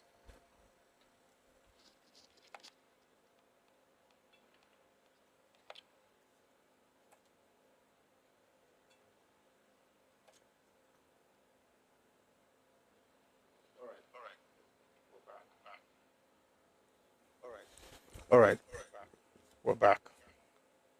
Today, if one were to ask, when did the preparation for the revolution Today, if one were to ask, when did the preparation for the revolution really begin?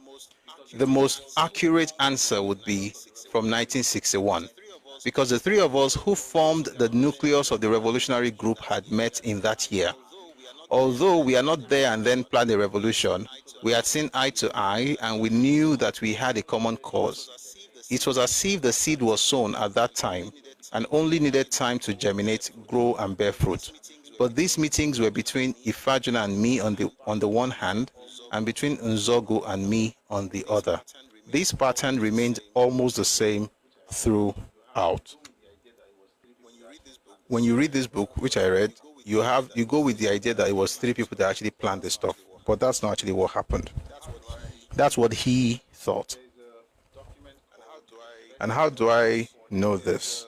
There's a document called the Special Branch Report of the Events of 15th January 1966.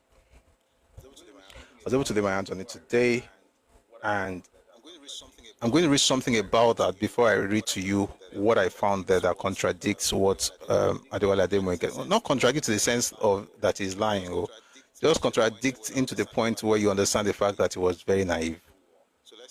So let's start by reading The Nigerian Civil War. This book is by a man called John de St. John. It says here, the full truth about the details of the first coup may never be known, since all the principal conspirators are dead, killed in the July counter coup or in the Civil War. But sufficient evidence is available to eliminate some of its central mysteries. The best account is the Federal Police Report, on which I have based much of the narrative. This document, prepared by the Nigerian Special Branch, took 3 months to finish. It was ready in April 1966. Did I say 67 earlier? I meant 66. And was written after 200 officers and men, including all the ringleaders involved in the coup, had been exhaustively interrogated. The body of the report is, I am convinced, a thoroughly honest, painstaking, and politically untainted piece of work. The astonishing detail and the formal police language substantiate both its authenticity and veracity. But the introduction may have been added, which may have been added later, and the inferences drawn from the report after the fall of Iran's regime, suggests an attempt to give it a political gloss, which its contents belie. Then it says here, the concept of a coup in Nigeria was not new. Please stay with me. We've started the session now. So it says, the concept of a coup in Nigeria was not new. In the constitutional crisis of December 1964, several lieutenant colonels, mainly Igbos and including Ojukwu, had talked of military intervention, but nothing came out of it, and the army, true to its British traditions, had kept out of politics. You know the reason I slowed down is because, remember the book, the interview granted by David Ejo, he had mentioned Ojukwu organizing a coup. The reason I like to have 1, 2, 3 sources for a particular claim is that it helps to see things from different perspectives. David Ejo mentioned how Ojukwu and Bassi reached out to Victor Banjo, himself, David Ejo, and Yakubu Gowon to organize a coup in 1964. And he also mentioned that most of the people that were behind that coup were Igbos. And then he talked about how he eventually went to report the incident to General Foster, who was the GOC at the time, and he was the one who told them not to, carry out that kind of thing. Now you are reading it from the special, well, we're going to get to the special branch report later, but you're reading it from this book that indeed Ojukwu had planned to have a coup in 64. And then funny thing, please just stay with me. You're going to have a fantastic time today. Kotamarilo, oh, beautiful girl. Oh, Daragon. It's going to be beautiful, so you're going to enjoy it. So he says, the concept of a coup in Nigeria was not new. In the constitutional crisis of December 1964, several lieutenant colonels, mainly Igbos and including Ojukwu, had talked of military intervention, but nothing had come of it, and the army, true to its British traditions, had kept out of politics. However, as the situation deteriorated, some of the younger officers began to plot seriously, and it seems probable that the inner circle of the January group had its genesis in August 1965, even before the disastrous even before the disastrous cataclysmic elections in the or catalytic elections in the western region are taking place. In other words, I heard Ben Bule saying that the reason for the coup was the crisis in Western Nigeria late in 1965. Apparently, that crisis happened after they already started planning the coup, and you find that also in Adewale Ademoyega's book. They've been talking about the coup for a long time, and they really sat down to plan it in August of 65. Whatever happened in Western region happened in the last quarter of the year. In other words, it was not the events of Ibadan that made them plan the coup. It was just a catalyst, so to speak, for what they were going to do. Why is this important? Because I've read many books, including the one by Max Leon. I think, wasn't maybe Oil and Politics or Nigeria Soldiers of Fortune. I've read two of his, or three. Well, either of those two. There's another one. I read a number of his books. But he kept saying, it was something happening in Ibadan, in Yoruba land. It was the Western region crisis that caused it. And I actually believed it, by the way. I'll say this. There's a difference between the cause and the catalyst. Something could speed something up. It doesn't mean that you did it because of that thing. In other words, you were planning to do it on your own. 64, you were going to do it. 65, you were going to do it. And the things that happened after the coup also shows us exactly where the mind was. And I will say it, just like David Edgeworth said it, at the heart of it. Now, this, of course, is not like, oh, did they talk to everybody in our ethnic group before they did it for us? Did they do it on our behalf? I know we have all of that argument, and if you have the argument, God bless you with your argument. But here's the truth. That stuff was carried out in order to, in order to further a cause that was very, very ethnic. And when we say ethnic or tribal, we're talking about a particular one. And this is not just because the majority of the people that were organizing that stuff were from that particular place. It was because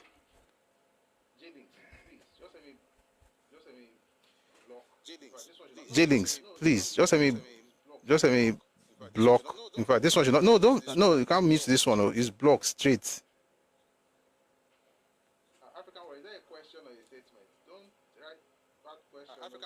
African War, is that a question or a statement? Don't write bad question or so. No go block you by mistake. Oh.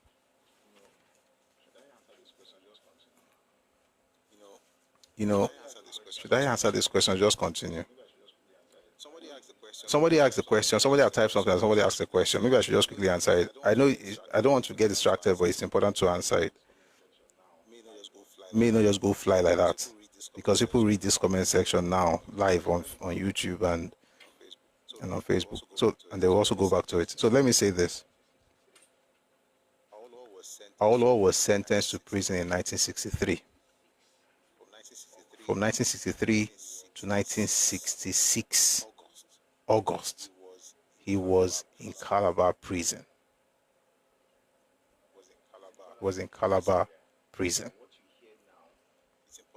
It's important to make it very clear that what you hear now is the same thing that their parents said in 1967. Whenever the East has a problem owning up to something, they would look for someone else to blame. It's a pattern that in recorded history we can show you from the 1940s.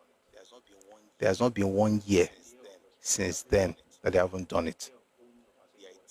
The idea of responsibility, the idea of owning up and saying, you know what, I messed up here, let's move on, let's address it and move on.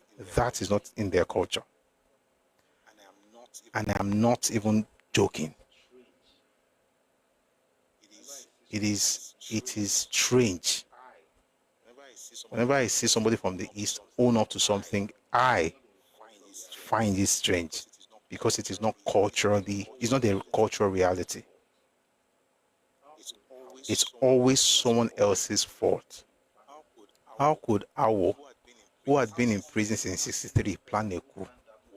One, how come every single person who planned that coup did not even mention him as a beneficiary of the coup until the region, the government of the Eastern region began to push that propaganda in 1967 July, after they declared Biafra? If you're from the East, I'll tell you something. I feel for you. You are disadvantaged in terms of the elders, the leaders, and the history you have.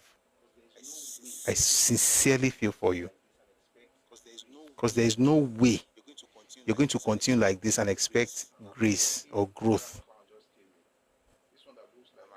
And as I'm talking, another clown just came in. This one that looks like kind of a sacrifice.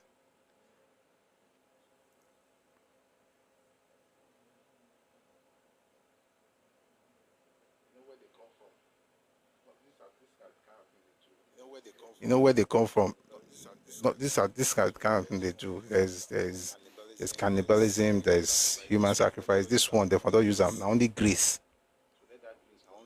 Only grace that's covering for you. So let that grace continue. Don't be acting as if it was a mistake they didn't use you in your father's house to do human sacrifice. Amaro insolence in Egbadun. You have an entire ethnic group that hates the idea of responsibility, but you must always find something. Meanwhile, your enemies are literally those of your own household. I'm not going to stop to answer any question again, well, unless, of course, it has to do with what we're discussing. But let's just leave these clowns to. It's a lie, by the way, just to make it very clear. Our Lord did not plan anything like that. And the sons and brothers that planned it, we're going to read their names today. You know why somebody says, "Oh, why are you coming out with these kind of things now?" I'm like, now. You've been in the public space for more than 50 years. Literally. I'm not bringing anything out. Well, I'm bringing them out, but they've been in the public space. And why are we bringing them out? Because of people like this. Iroini.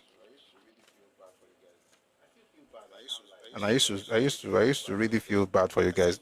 I still feel bad, I can't lie. I'll find what I'm looking for. I still feel bad for you because there's no way you're going to have this kind of culture and grow. You can't grow. But I hope you heal, if it's at all possible. If not, I hope you cry for the rest of your life so that your children will see your tears and choose to live better. So I'm doing this for your children. Indirectly. So back to this. The concept of a coup in Nigeria was not new. In the constitutional crisis of December 1964, several lieutenant colonels, mainly Igbos and including Ojukwu, had talked of military intervention, but nothing had come out of it. And the army, true to its British traditions, had kept out of politics. However, as the situation deteriorated, some of the younger officers began to plot seriously, and it seems probable that the inner circle of the January group had its genesis in August 1965. You're welcome. Even before the disastrous catalytic elections in the western region are taking place. Contrary to popular belief and Nzogu's own claim, listen please, Contrary to popular belief and Nzogu's own claim, it appears that the original caucus did not include him. 200 officers and men were questioned for a period of 3 months before the report I'm going to read out. I'm going to read that report before we get deep into this book. I'm going to read it's called the Special Branch Report of 1966. And when they researched, they discovered that Nzogu, who thought he was Kinikon, just like Ademoyega as well, they were not the primary planners of the coup. They thought they were. I saw that thing today. I had to pause. I stood up for a second, just walked away, just to try and process it. So this guy, Ademoyega and Uzogu, in their minds, they were planning a coup. They were. Remember what we read now? He said, if anyone were to ask you when did the preparation for the revolution really begin, the most accurate answer would be from 1961, because the three of us who formed the nucleus of the revolutionary group had met in that year. That's what he was thinking.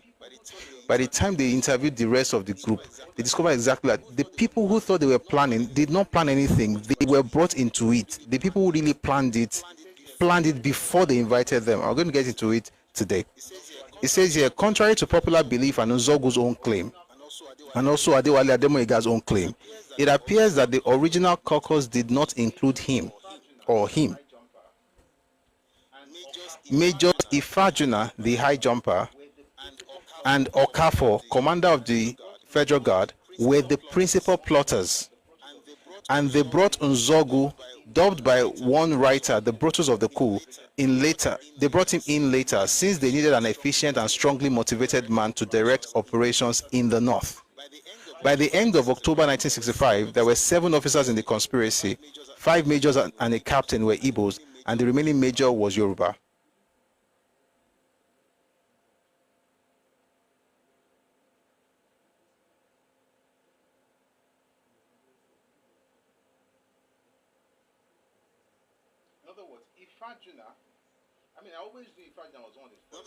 In other words, Ifajuna, I always knew Ifajuna was one of the core guys.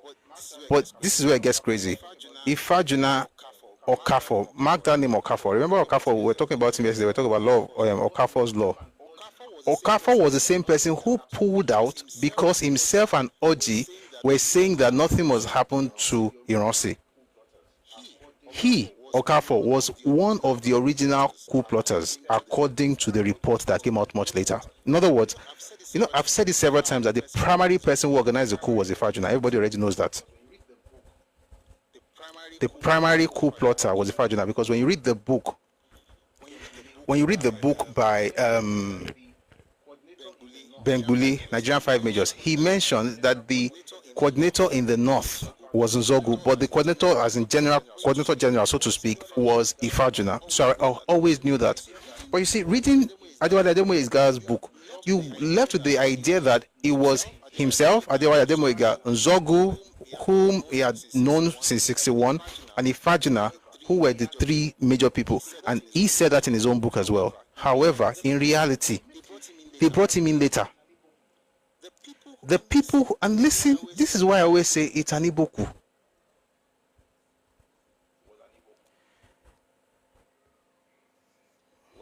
It was an Igbo coup. Thank you, Jay. I listened to Ojuku's interview as well. Ojuku also said that the Ifajuna was the leader. That's true. I listened to that interview. That was when he was saying that there should be no need for another coup, another war. The point here is this. For many Yoruba, this is a lesson to learn. Well, one lesson to learn. If you're Yoruba and you are doing all this, let's say Nigeria, we are obedient. You don't know when the meeting began. We're going to read it in the branch report. You will see how it actually happened. You don't have an idea. You are revolutionary like Adewale Ademoyega, like Nzogu. You just want to change the world. You just want to change things. You just want to have a better government, even come with ideology. Look at the book as a manifesto. How they're going to do the military and they're going to work with the people, all those fantastic ideas. That's what you are about. Your heart is clean. You want to change Nigeria. You want to turn the world around. Thank you very much for your beautiful ideas. The people you are working with, you thought they are the one who reached out to Ifajuna and said the 3 of us should do something. Meanwhile, Ifajuna and 2 other people from his ethnic group planned the stuff and called you along, and Nzogu as well. You are just a willing tool. You are not the developer, or what's the word? You're not the originator of the idea. And I remember something when I was writing my notes this morning. I talk about the movie every time. It's called Inception. Please, if you have not watched that movie, please watch it. It's a movie by Chris Nolan. It's one of the most, I think it's the most important movie as far as human mind is concerned. It's the most important. There are 2 movies I think like that. Inception, if you want to understand politics very well and how to move in life, watch Godfather, part 1, part 2, part 3. But please watch Inception, and I'll tell you what you find in Inception. In Inception, you find an idea, you find a concept, for instance, where a person can put an idea inside you or introduce an idea to you, but they will make sure that they plant it deep inside your subconsciousness. They're not just talking to you. They will plant it deep inside your subconsciousness to the point where you will assume that you originated the idea.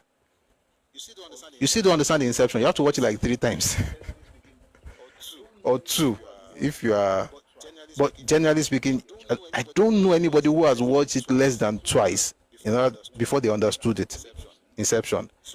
So an example, for instance, is they'll make you sleep. They'll go into your dream and plant an idea there. You wake up and you're like, I have an idea. That idea, they place it inside you. To make you crazy, they did one. The real huge one was when they went into a gym within a gym within a gym. So you go into the dream of a person. In that dream, they make that person sleep. You will now dream again. In the second level, they will now make the person sleep again. Then they up to the first dream. Then in that level of the dream, they wake him up to another dream and then another dream until the person wakes up. When the person wakes up, they begin to think in a particular way. When they start thinking, an idea will come to them. That idea, they'll say, oh, I thought about something. Meanwhile, that idea was planted deep in their subconsciousness. That's what happened with this guy. By the way, that's also what happened with propaganda in the Southeast. All of the people in the Southeast, every single person in the Southeast was conditioned to believe certain things. It's so deeply planted in the subconsciousness. If I say it's a lie, you will tell me I'm a hater. It has formed part of your identity. You think it's original to you. You think it's your thought. It is not your thought. It is something that they planted it deep. It's so deep that you have to go 3 levels down in your dream to be able to reach it. And if you watch that film, I love that film. If you watch that film, you remember that there was a reason Leonardo DiCaprio's wife in that movie, there's a reason she committed suicide. Why? He made her sleep and then made her dream in her sleep until, like another dream, like 2-3 steps in the level, he planted the idea.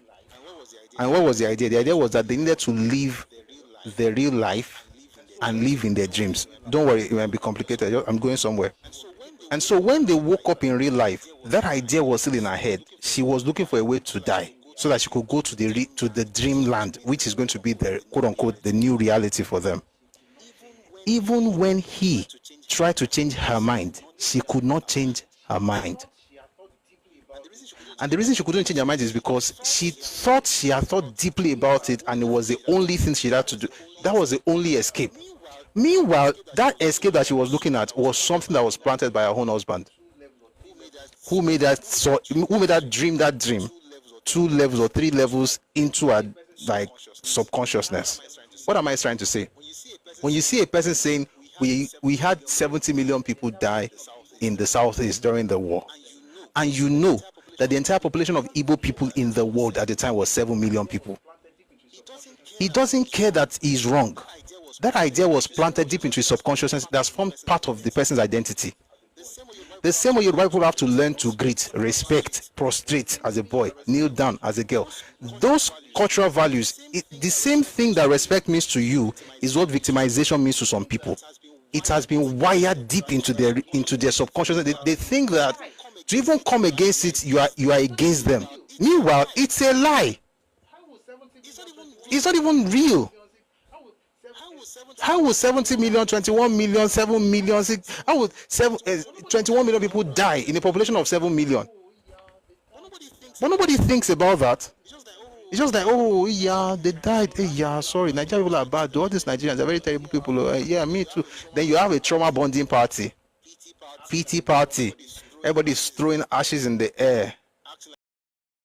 The truth of the matter is that people can plant ideas in your mind.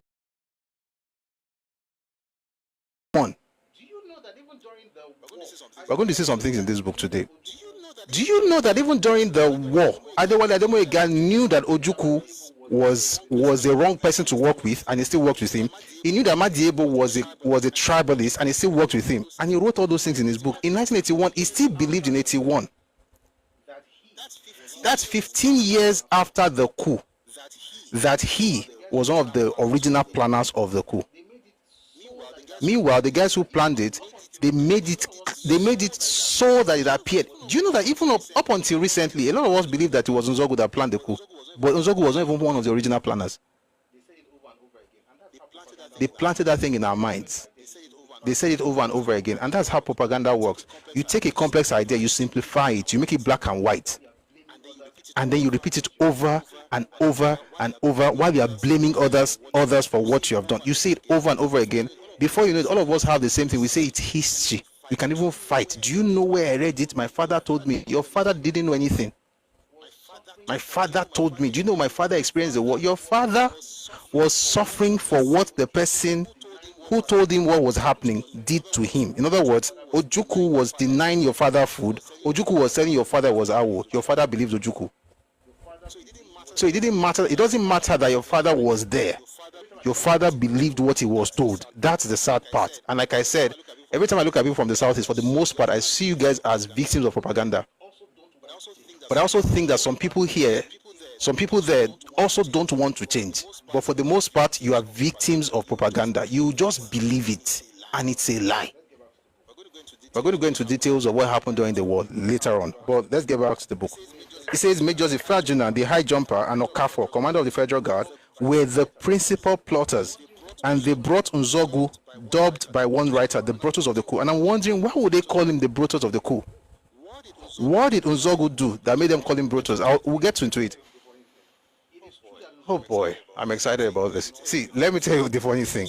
It is true that Nzogu moved from the north and went to Lagos and surrendered. That's why they call him Brutus. But do you know that he was the only one that was successful in amongst all of them? Oh boy. See. Excuse me. Ifeanyi, Okafor, Oji, they did not plan that coup.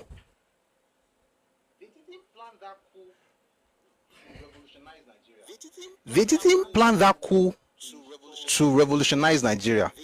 They planned that coup to install Ironsi. All the idea of an Igbo man stop one thing. We'll read it from. I'm going to read Achepe's book today. I'll read it. In fact, let's go to Achepe's book for a second. We're coming back. In fact, let's finish this one. Then we'll go to Achepe's book. It says here.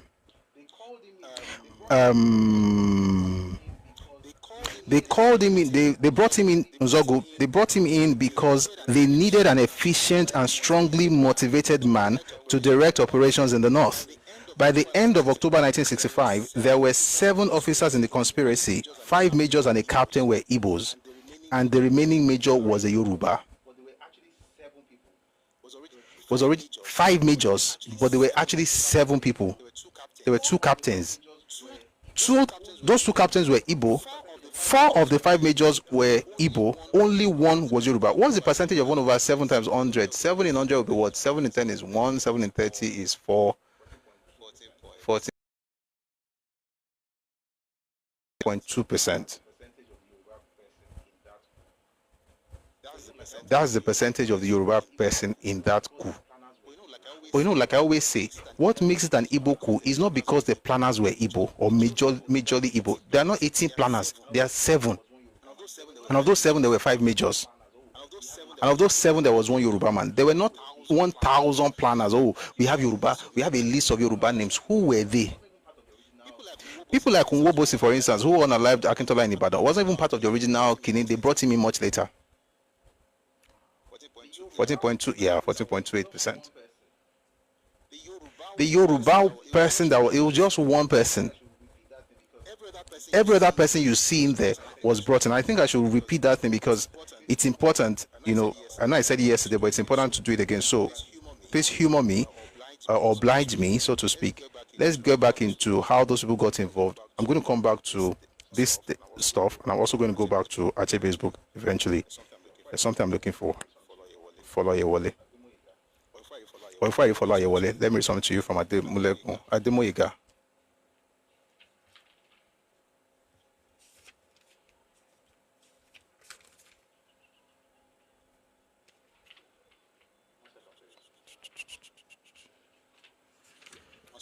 One second, please. Um,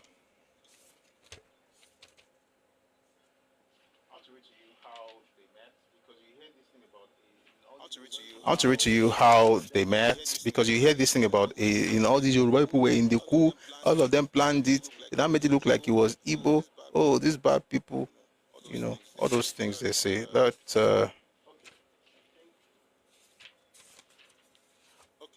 Okay, I think. So this is the disadvantage of hard copy. That way, soft copy we just search. Prof, please did not want to surrender. He wanted to fight in the north. Madebo Corneli convinced. Yes, Obalufon. Yes, absolutely. You are right. 100%. Okay, I found what I'm looking for. Before midnight, Nwobosi and his second in command were ready to leave with about 25 of their battery men. At midnight, Nwobosi was waiting by the telephone to receive the final order from Lagos to move. At about 2300 hours, that's 11 p.m., a group of officers were assembled at the military quarter of Major Ifajuna at Apapa. This included the officers who took part in the planning of the coup, namely Ifajuna, Anuforo, Okafo, Chukuka, and myself. With us were a number of young officers, captains, and subalterns who had only just been summoned from the officers' mess for the operations. Not more than 2 of them had previous knowledge of the operation. One of these was a staff officer working with Ifajina, and the other was a subaltern working with Major Kafo. Now, I've done this twice. I did yesterday, I did the first yesterday. Why do I do this every time? Because the lies have gone out for too long. It's on social media. It's on Instagram. Sorry, Nairaland. It's on Twitter now. People say things like, "Oh, it wasn't just the Igbos applying. There were 7, and there were 6 of them were Igbos. 14.2% of the planners was Yoruba. But that's not even what makes it an Igbo coup. We're going to get to that later. Just to confirm what he says here, one of the names that they bring up every time is Adewale, and they do that because, of course, his name was on the list, just like Ganiu Adeleke. And I'm not going to go back to read it today, but because I read it yesterday. What you will discover is that this is what Adewale said in his own work. The book he wrote is called The Reluctant Rebel, but the one I read yesterday was an interview that was conducted for him, when he said that at 11:30 p.m. he didn't even know about the coup. The coup happened the early hours between 12 and 3 a.m. of January 15, 11:30 p.m. of January 14. He didn't even know there was going to be a coup. And how did he get to know? Let me read to you so that no go be like I say I can't make things up.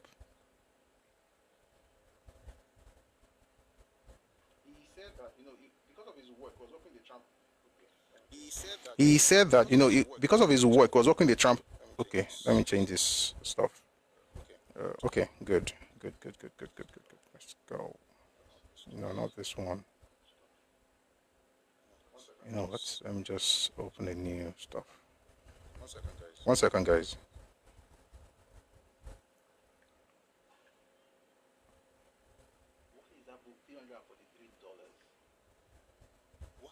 Why is that book $343? That's the price for that book called Reluctant Rebel. Hey, Jesus. They were looking for one book. We now found it. I think it was about 1,000. I was like, kilo D. All right, let me read to you what the interview was like.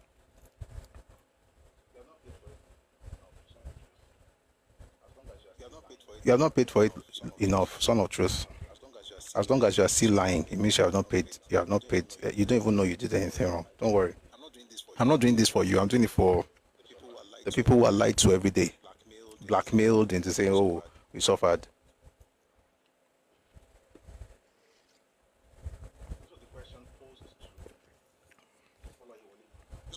This was the question posed to Adewale. It was on the allegation that you were among the people that planned that coup, that you were detained by the federal government. We want you to assess the situation then that really prompted the military to strike. And here's his answer. I was not one of the master planners of the coup. It will interest you to know that by 11:30 on the night of January 14th, 1966, I had no clue about the coup. No clue whatsoever. So why did they link you? Precisely, I was friendly with Emmanuel Ifajuna, who was a brigade general, and then, after they had planned and done everything possible, as the saying goes, some of the people who agreed to what they had agreed decided not to take part. It was a matter of getting anybody who could help, and by virtue of my position, I had a telephone in my house, which was the same thing that happened to most people there. The original planners started telephoning, "Where are you? I want to see you." It was an emergency period.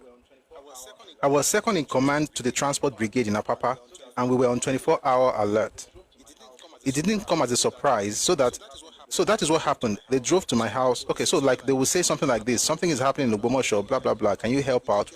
We did get instructions 24 hours, so it didn't come as a surprise. So that is what happened. They drove to my house at about 25 minutes to 12 and asked me to come to Ifajuna's house.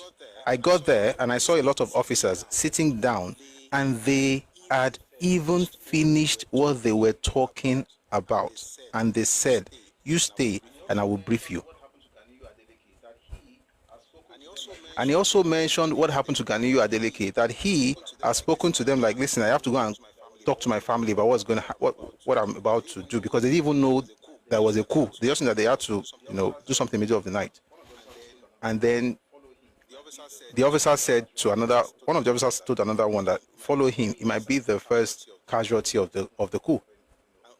And when he heard that, there was no need to even move and do anything else. I'm going to read something else to you from the book by Bengbule.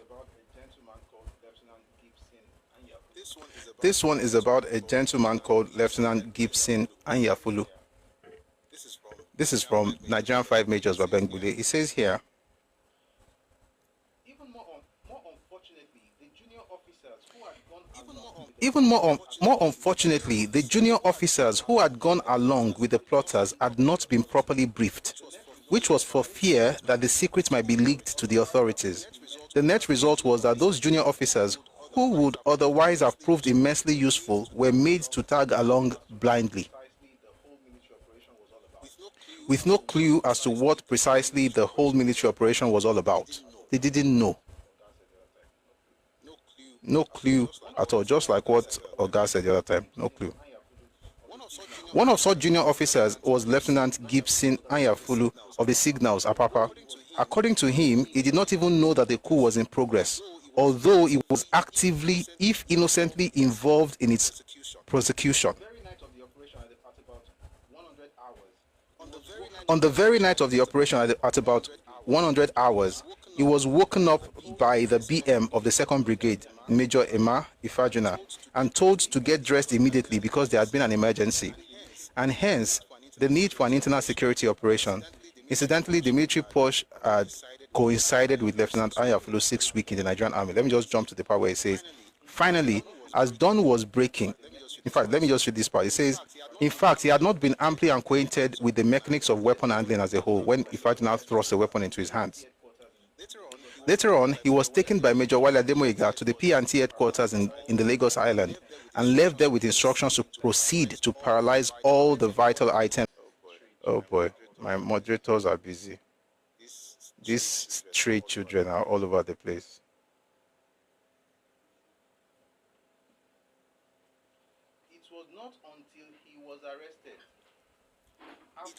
It was not until he was arrested, after his arrival at the officers' mess, Apapa, that he realized that he had just taken part in a botched up military coup. Many of the people whose names are going all over the internet right now, they don't even know. They did not plan it. They didn't even execute it consciously, for the most part. Excuse me. They were just, following the command. So that's that about those people. Now back to the people who actually did organize the coup. Like we said, it is true that Adewale Ademoyega was one of the 7, but it's actually not true that what he said, that he was one of the original 3, was what he said, that was one of the original 3. That's not true. In actual fact, he was invited much later. He just thought it was his idea. It was not his idea. Now let's go back to the book by John de St. John. book is called The Nigerian Civil War. I'm just going to read something to you. I'll tie it to something in Nigerian Five Majors. Then we'll go to the document I really want to read, Special Branch Report of 1966. So this is what he says here. I read it before. I'm going to read it one more time. It says, contrary to popular belief and Nzogu's own claim, it appears that the original caucus did not include him. Majors Ifajuna, the eye jumper, and Okafor, commander of the Federal Guard, were the principal plotters and they brought Nzogu, dubbed by one writer the Brutus of the coup. They brought him in later since they needed an efficient and strongly motivated man to direct operations in the north. By the end of October 1965, there were 7 officers in the conspiracy, 5 majors and a captain were Igbos, and the remaining major was a Yoruba. Now, put a finger there if you have the book. Let's go back to the book by Bengbule. That one we just left now. Okay, good. I want to read something to you from there. Then I'll go to Ademoyega's book. We'll wrap up that part. We'll still come back to it later.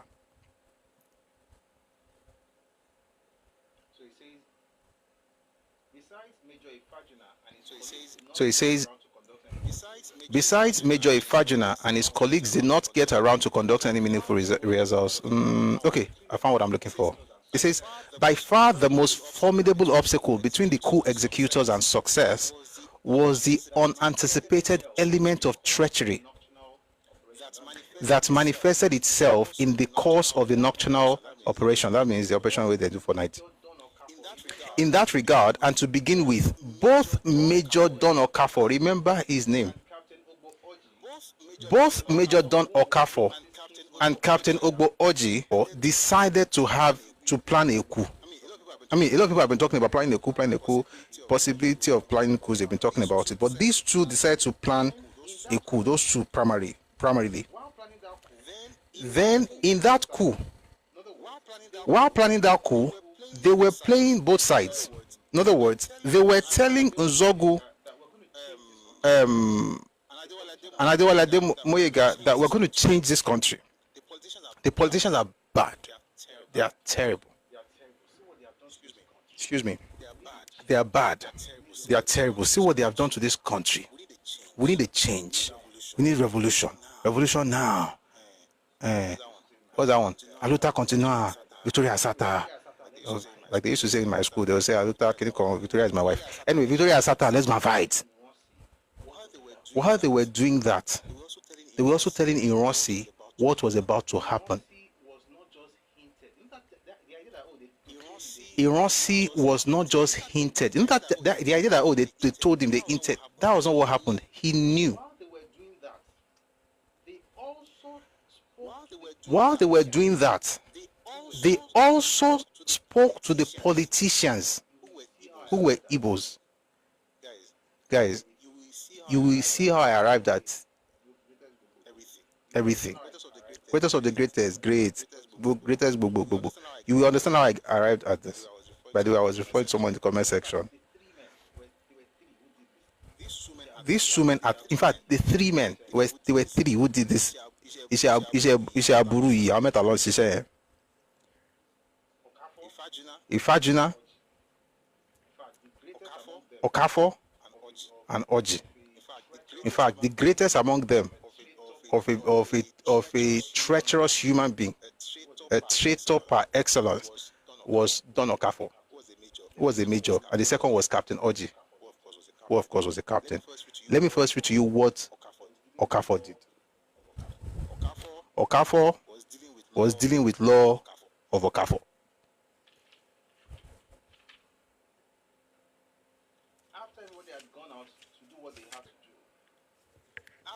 After everybody had gone out to do what they had to do,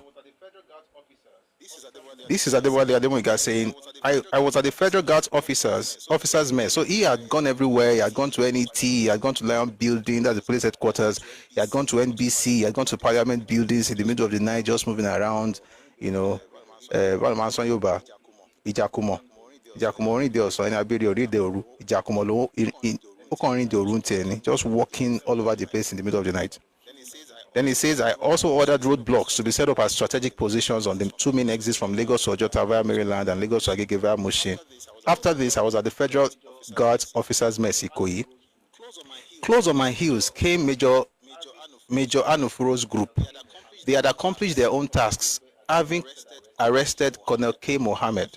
Lieutenant Colonel Unegbe had resisted arrest, and in the scuffle, he had been shot. Next came Major Chukwuka's group. They had accomplished their own task also, having arrested Lieutenant Colonel Pam.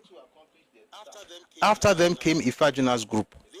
They too accomplished their task, having arrested the Prime Minister and the Federal Finance Minister.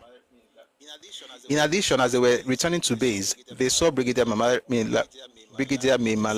escaping from the attempts of the Okafor's group to arrest him. They, the Fajuna group, wanted to arrest him, but in the scuffle, he was shot. What they are saying basically is this: Okafor was meant to arrest Memalari. Memalari was escaping. Then Ifajuna saw what was happening, and then they're trying to arrest him, but eventually they shot him and they killed him. By the way, there's no excuse for killing anybody from the north or from the west. There's no excuse at all for killing people from the north or the west. The only issue is when you want to kill anybody from the east, the excuse will just start pouring in like water. Money like water. Excuse like water. Let's continue. I went out to look for Okafor's group because Okafor was supposed to arrest Memalari, and then while he was escaping that Ifajuna group unalived him. All right. So he says, I went out to look for Okafor's group. I met Okafor himself coming from the Federal Guards barracks. Listen to this. Oh. What has happened to you and what have you achieved? I shouted at him. I have just lost my command, Okafor said slowly. The news sent cold sweat through my spine. I almost shivered. Oh no, what have you done wrong? What's all this about? I spoke to my RSM just now and he nearly shot me. He said the GOC had been to the barracks. I did not meet him there, explained Okafor. What? Did he escape from you? I asked. I went to his house to arrest him. I found that he was not there. He had not yet returned from the party. Which party? I asked. Everybody had left the party since 9 last night. No, it was another party. He had been to another party after Memalari's party. Now, he had been in here. He commanded the troops not to take any orders from me, and none of them would obey me now. In fact, they were ready to shoot me. It was shocking. It was horrible. If we could no longer use the federal guards, what troops could we use? Where were the men? Which was the force to rely upon? Why was it that your own group did not achieve anything? I asked Okafor. No answer. I returned to the main group at the officers' mess. Okafor came along with his bad news that General Rossi had not been found at home when he went there.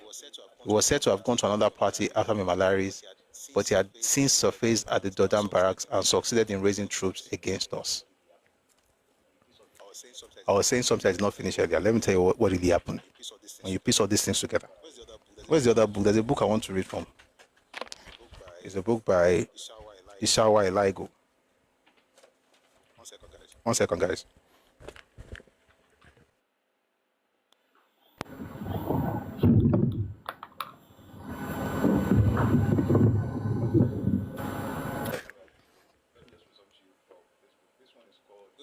I'm going to tie everything together in a bit. Let me just read something to you from this book. This one is called Go On, the biography of a soldier statesman.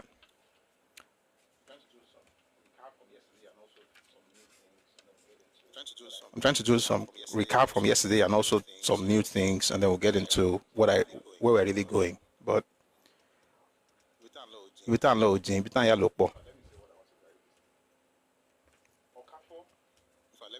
let me say what I want to vary this thing. Okafor, Oji, Ifajuna, they were in on it. They were using these other guys to get something that Ojukwu wanted to get in 1964, which was what? To get Igbos in power, whether politically, through the political leaders, or through the military. How do we know this? Because of what happened on the 15th and on the 16th. I said some of those things yesterday. I'm going to say it again because I need us to understand. Now, film with the word for this Nigeria. Now, the person where they do you, they tell you, say, now you, they do them. So you're a traitor. You're literally from a race of traitors.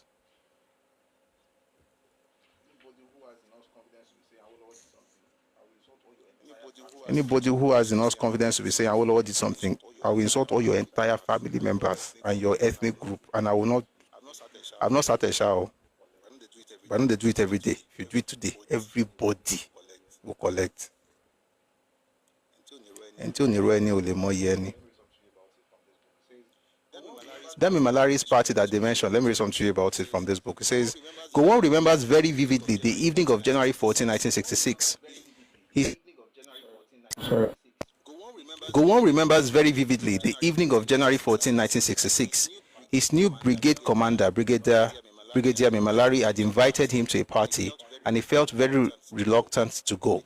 But he changed his mind when he was informed that the party was to welcome him to the brigade and bid farewell to the outgoing CO of the 2nd Battalion and to some other staff who were going on courses or being posted to other units.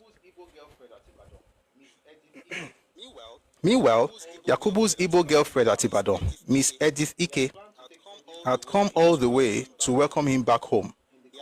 He had planned to take Edith Ike back to Ibadan that night in the company of Lieutenant Colonel Abogo Lagema, the CO of the 4th Battalion. At the party, he declared his intention to get to Ibadan that night in the hearing of Ifajuna, Oji, and a few others. Remember the names he mentioned though? In the hearing of Ifajuna, Oji, and a few others. Who are those people? Ifajuna was one who supposedly planned a coup that was revolutionary in nature, na lie. Oji was the one from Umuahia, the same place as Ironsi. Oji was the one that Bengbule said went to tell. But I can assure you Okafor did the same thing, but we're going somewhere. And also Ifajuna, who incidentally, coincidence is too, there are too many coincidences with this eastern side, Sha. While Oji is from Umuahia as Ironsi, Ifajuna is from Onitsha, like Azikiwe. You will tie everything together by yourself. Let's go on. So he said at the party, he declared his intention to get to Ibadan that night in the hearing of Ifeajuna and Oji and a few others.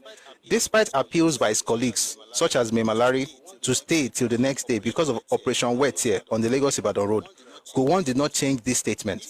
This added to the confusion about his whereabouts later. In the end, he could not see Lagema to discuss the details of the journey. He was tired from his long trip by ship to Nigeria, and above all else, he had to get ready for a ceremonial parade to mark his assumption of office as the new CEO early the next day, January 15. He therefore gave up the idea of going to Ibadan that night without telling anyone. Now, please listen to this. After midnight, we are trying to recreate the scene like we did yesterday. After midnight, on his way out of the party with Edith, Gowon remembers vividly having met the general officer commanding the Nigerian Army, GOC, Major General Agui Ironsi. Afterwards, after 12 midnight, he saw Ironsi, Major General Agui Ironsi. General Ironsi's remarks are still verdant in his memory. Ironsi had told Gowon and Edith, well, have a nice time, blank, blank. You never know tomorrow. Yakubu then turned to his girlfriend and asked, did you hear what the general said? The girl said no. He then repeated the statement to her, and she retorted that she thought it was rude. Gowon replied that it was not only rude but vulgar. That's why we have the blank, blank, blank there. Both of them then proceeded to Ikeja barracks, where Gowon was lodging. A few hours after their return, Gowon was woken up by a commotion at Ikeja barracks. He peeped through the window and saw Captain Martin Adamu, the battalion adjutant, from whom he inquired about the commotion. He was told that there had been a coup. Gowon became furious and chided the captain. Do you realize there's a coup? Why did you not tell me? He recalled much later that Captain Adamu looked very startled, and it seemed that the real implications of what was happening had just dawned on him. He then informed Gowon that the GOC, General Ironsi, was at the barracks. For the first time, the implications of Ironsi's statement at the party dawned on Gowon, and he became suspicious of Ironsi and even his Igbo girlfriend, Edith. He later found that his suspicion of Edith was misplaced. However, given his suspicion then, he quietly dressed up and went to the battalion headquarters to see Ironsi. Ironsi then briefed him on the coup. Past 12 midnight, Ironsi is telling Gowon that enjoy yourselves, have a nice time, because no one knows tomorrow. Say you never know tomorrow. And Gowon also said he was sure that he would have been killed. He would have been killed if he hadn't gone to sleep where he slept. And that's not just for him. It's the same thing for David Ejo, who went on to become the first military governor of Midwest. We'll read his account as well. Then I'll tell you where we are going. I already told you where we're going. I'll tell you when we get there.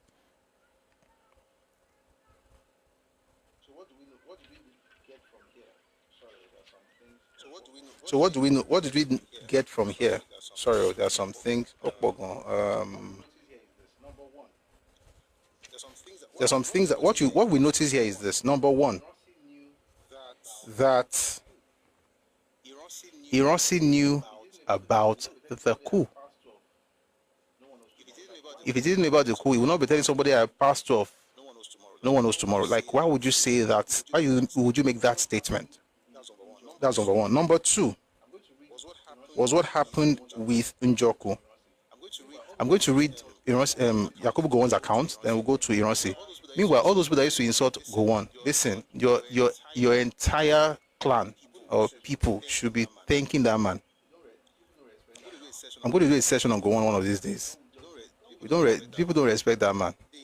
Say he's a bad man. God will judge him. God will judge you. What the man did. All this no victor, no vanquish self.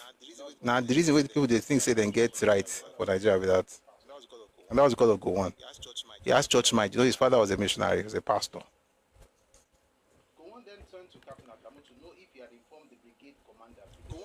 Gowon then turned to Captain Adamu to know if he had informed the brigade commander, Brigadier Memalari, of the situation. He was informed that the telephone lines were out of order and that they could not contact anyone. He tried the telephone himself and found it was a worthless effort. After his briefing, General Ironsi gave orders to the effect that it would take 2 hours. Please listen carefully. General Ironsi gave orders to the effect that it would take 2 hours before the first unit could get into town. This was the point at which Gowon really reacted. He asked about the approximate time the coup took place and found out that the exercise had begun at about 3 a.m. He could not understand why it should take 2 more hours before the rebels should be tracked down. He then turned to his officers and tartly said, "These people have got 2 hours ahead of us and we are giving them 2 more. I give every one of you 15 to 20 minutes to get ready." He then turned to the general and said, "I am going." Let me say something before I continue reading. What do we see here? 5 a.m. January 15. They're having a meeting with Oga Kpatakpata. Oga Kpatakpata was the GOC, Agbin Ironsi. Ironsi, the Oga, is telling them that, listen, these guys, we're going to need another 2 hours in order to be able to track these people. Why would you want 2 more hours to track people who already have 2 hours ahead of you? If you did not know about what they were doing. See, this book, this one, don't read it alone. I won't take God beg you. It's a good book, but don't read it alone. Because this one thinks he knows what he's doing. He thought it was one that planned it. Why would he, the Oga of the army, say wait for another 2 hours when you know you already, thank you for the gift, when you know that you are 2 hours behind the other guys, they already have 2 hours ahead of you? Why would you not say, sharp, more waiting for you to now, more chase them? 1 second, guys.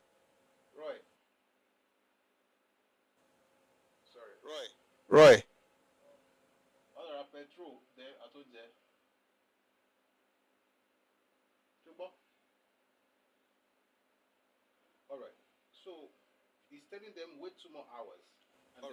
All right. So he's telling them wait 2 more hours, and then, sorry guys.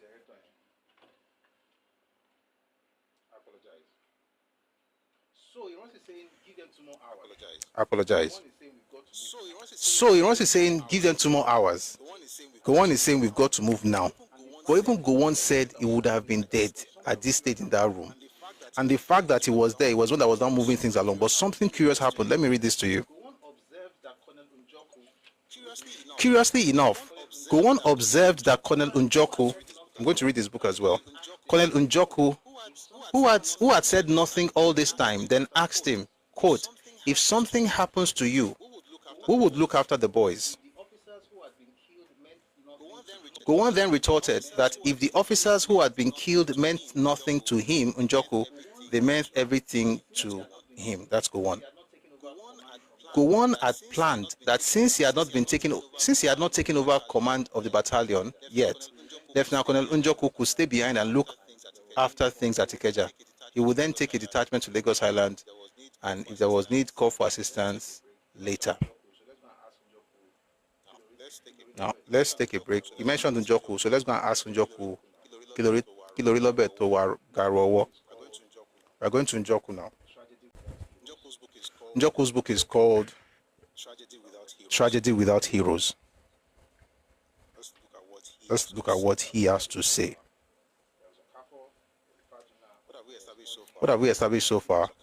There was Okafo, there's Ifajuna, there's Oji.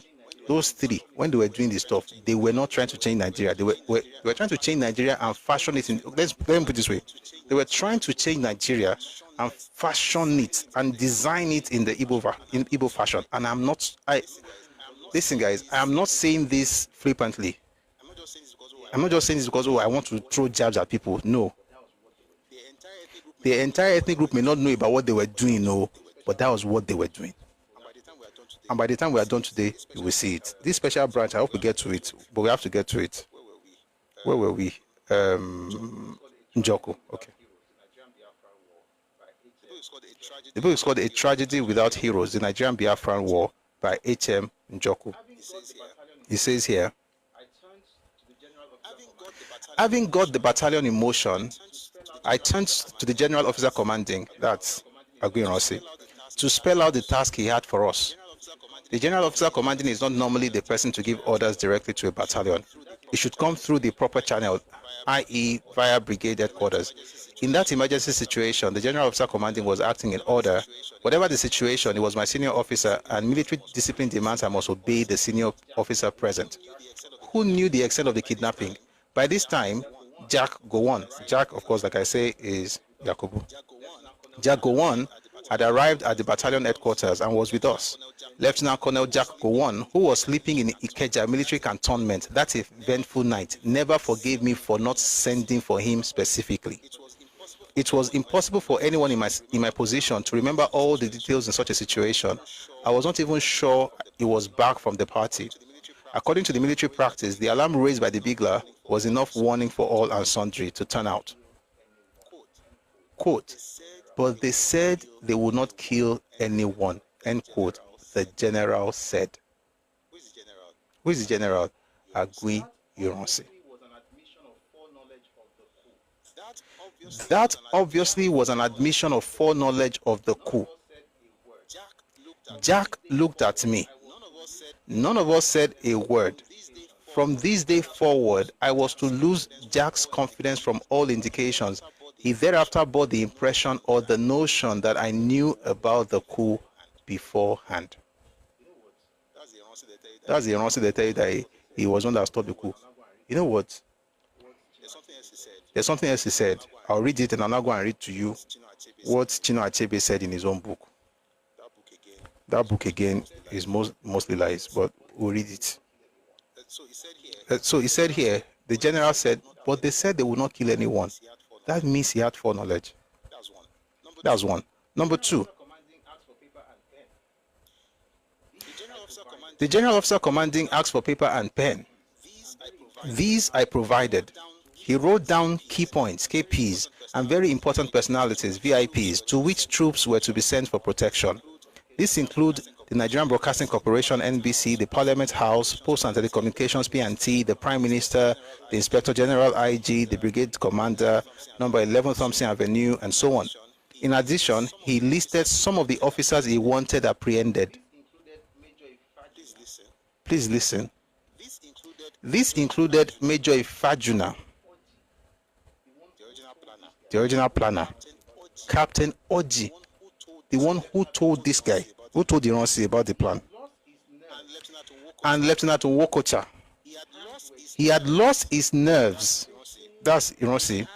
His hands were shaking. Hands they shake, leg they shake. Why we nowhere? It they shout, they below. This is the real hand they shake. How that one? By just cruising.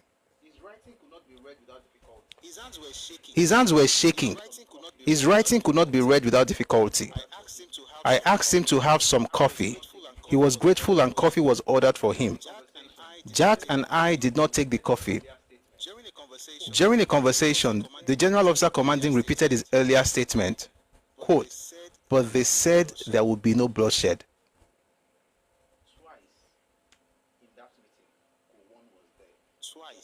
Twice in that meeting, Gowon was there, and Joku was there.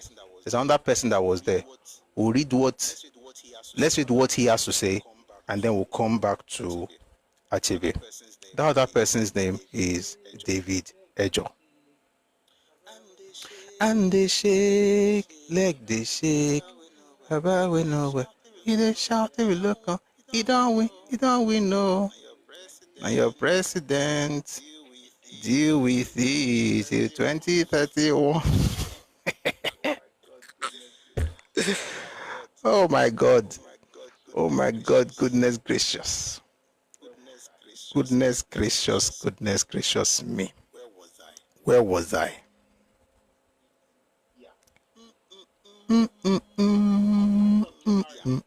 Yeah. On 9th of January, Lieutenant Colonel Ejo, the commanding officer of the 1st Battalion. No, I want to read. No. I want to read what he said. I don't want to read the prose. I want to read his own words to make it even more interesting. You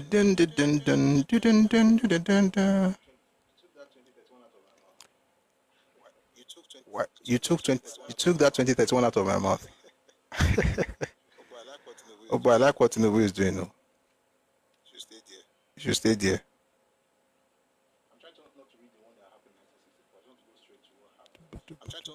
I'm trying to not to read the one that happened in 1964. I just want to go straight to what happened. What happened?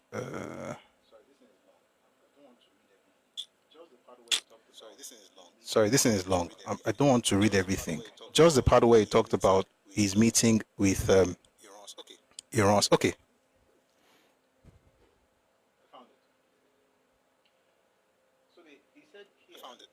I found it.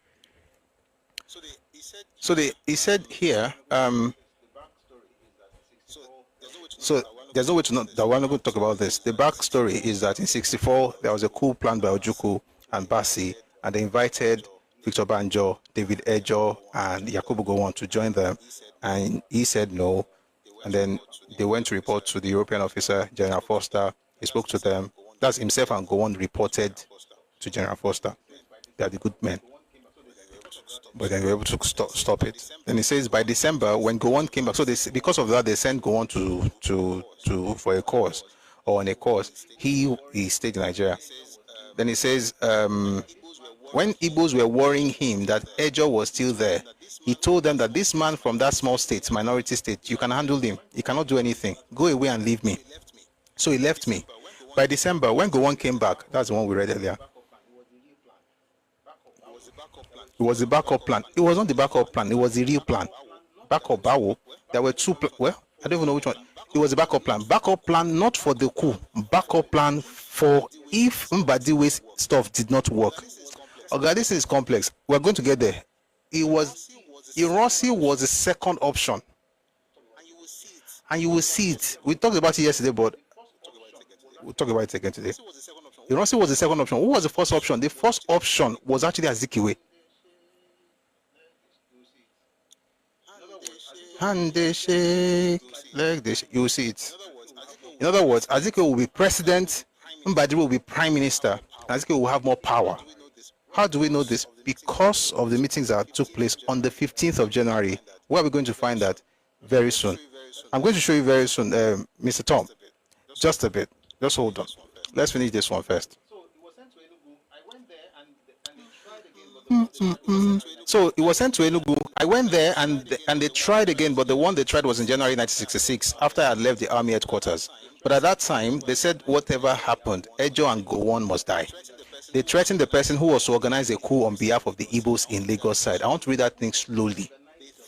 They threatened the person who was to organize the coup on behalf of the Igbos in Lagos.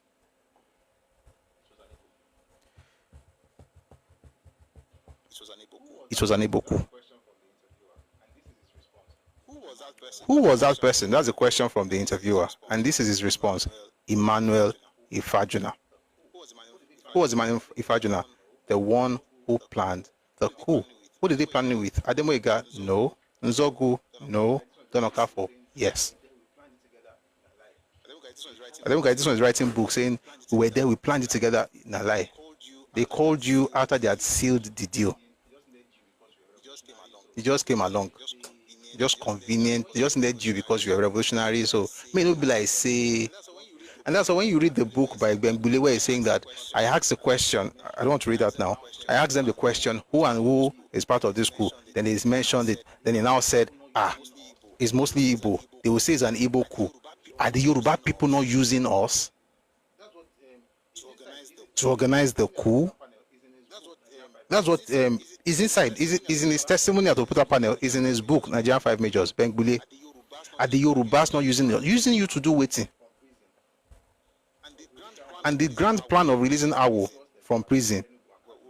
Well, we'll read that one when we get to Enugu because there's Lagos, there's Ibadan, Enugu, and Kaduna. We have a lot of ground to cover. So let's get back to this. So he says, they said, whatever happened, Ejo and Gowon must die. They threatened the person who was to organize a coup on behalf of the Igbos in Lagos. Who was that person? Answer, Emmanuel Ifajuna. The one in Kaduna and Zogu, I think you know that one. Ifajuna was holding a very big post in the brigade then. He was a chief of staff to Memalari. He sent a message that we had this meeting, which would last a week, that I should come to Lagos. He was the one who booked me into Ikoyi Hotel in room 17. And my number in the army was 17. It was a lucky number for me. Sorry about that. It was a lucky number for me. I got to Lagos for the meeting, and then the meeting started on Monday. Then on Thursday, I can't recall what happened in my hotel room. Well, if you read the other account, what really happened in the hotel room was that he saw a lady looking at him, looking into the room. He then complained to the hotel people to change his room. So he went downstairs or upstairs, whichever one of them. You will see it. I'll read it eventually. It was the one who booked me into Ikoyi Hotel in room 17, and my number in the army was 17. It was a lucky number for me. I got to Lagos for the meeting, and then the meeting started on Monday. Then on Thursday, I can't recall what happened in my hotel room. I just complained that I didn't like the room. They couldn't change it on Thursday. It was on Friday, the last day of the meeting, that I came back to the hotel by 4:30 p.m. When I got to the hotel, they had changed my room because they knew that the following day I would leave. I said, all right. Because of the cocktail party, which Memalari organized for us, that's the party that they talked about in all the sources. Everybody talked about that party. Because of the party, cocktail party, which Memalari organized for us, we could not come back on time. I left the cocktail party at about 11 p.m. when we should have left at 8 p.m. There was no need for us to come on time. Although he called it a cocktail party, it was like a buffet dinner. So I ate to my satisfaction, and when I got to the hotel, I didn't go to the dining room to eat again. I just went straight to my bed and slept off. It was at 3 o'clock that night that the coup plotters came.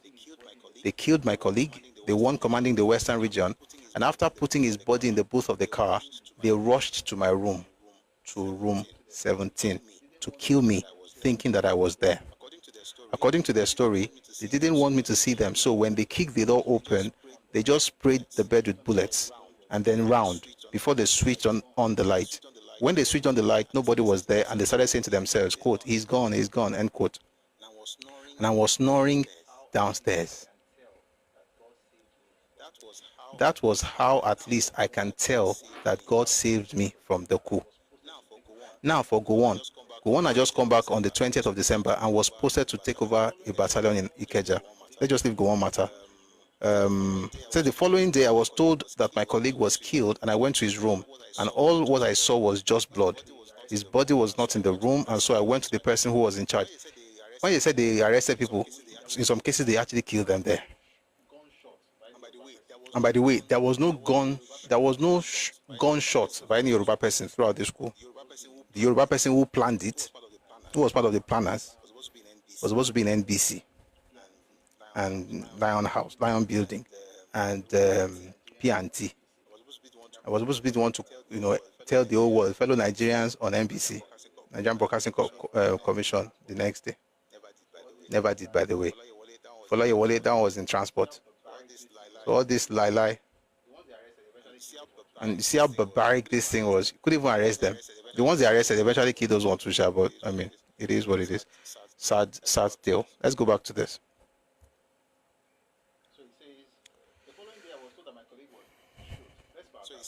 So he says, the following day I was told that my colleague would shoot. Let's power up, please. I can see the app is detecting inactivity. Please, let's power up.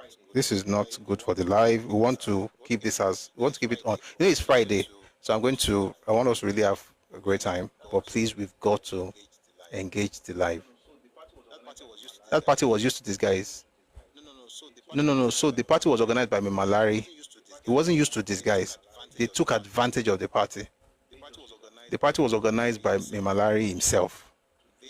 They just used the advantage, the opportunity to do the nonsense they wanted to do. Thank you very much. Please, let's engage. I want to make sure that we keep this thing going. Ejo.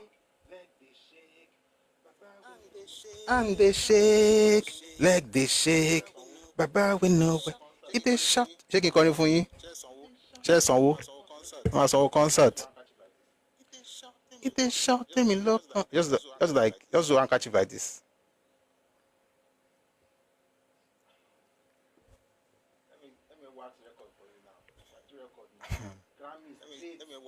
Let me wax record for you now. I do record now. Grammy straight. Where is Davido? Where is Whiskey? Olamide, Burna Boy? They will just sit down, just be singing, and they shake.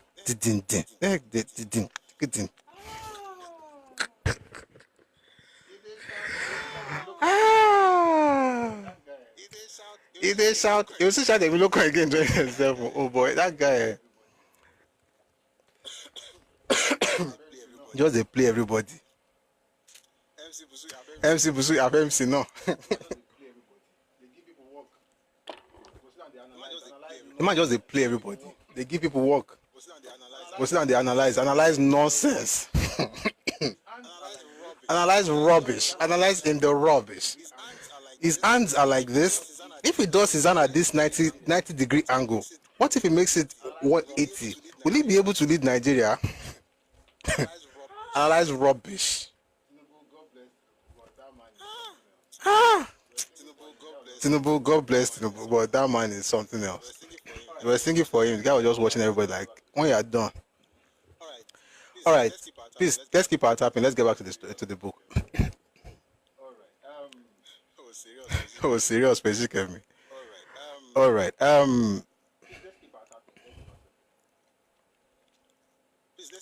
Please, let's keep our tapping. Let's get back to the book. So I was talking about Gowon. They were now saying it is me and Gowon that would counter their coup because they couldn't kill both of them. The following day, I was told that my colleague was killed, and I went to his room, and all that I saw was just blood. His body was not in the room, and so I went to the person who was in charge, Brigadier Palm, to come and take the blood sample and check. But when I got to that place, his wife told me that the husband was taken away in the middle of the night around 3 a.m. to a rendezvous where he was killed. Then I rushed to Memalari's house, who was then our commander, where we had the cocktail party. When we got there, his soldiers just told me that Memalari was killed in Ikoyi, Awolowo Road, by the petrol station that night. I now told myself, how can I rush to Enugu when I have heard this bad news? So I went to Ironsi's house, whether he could tell me anything before I went to Enugu. But when I got there, his soldier said he left his house at 4 o'clock in the morning. What do I do? The head of the army, we could not find him.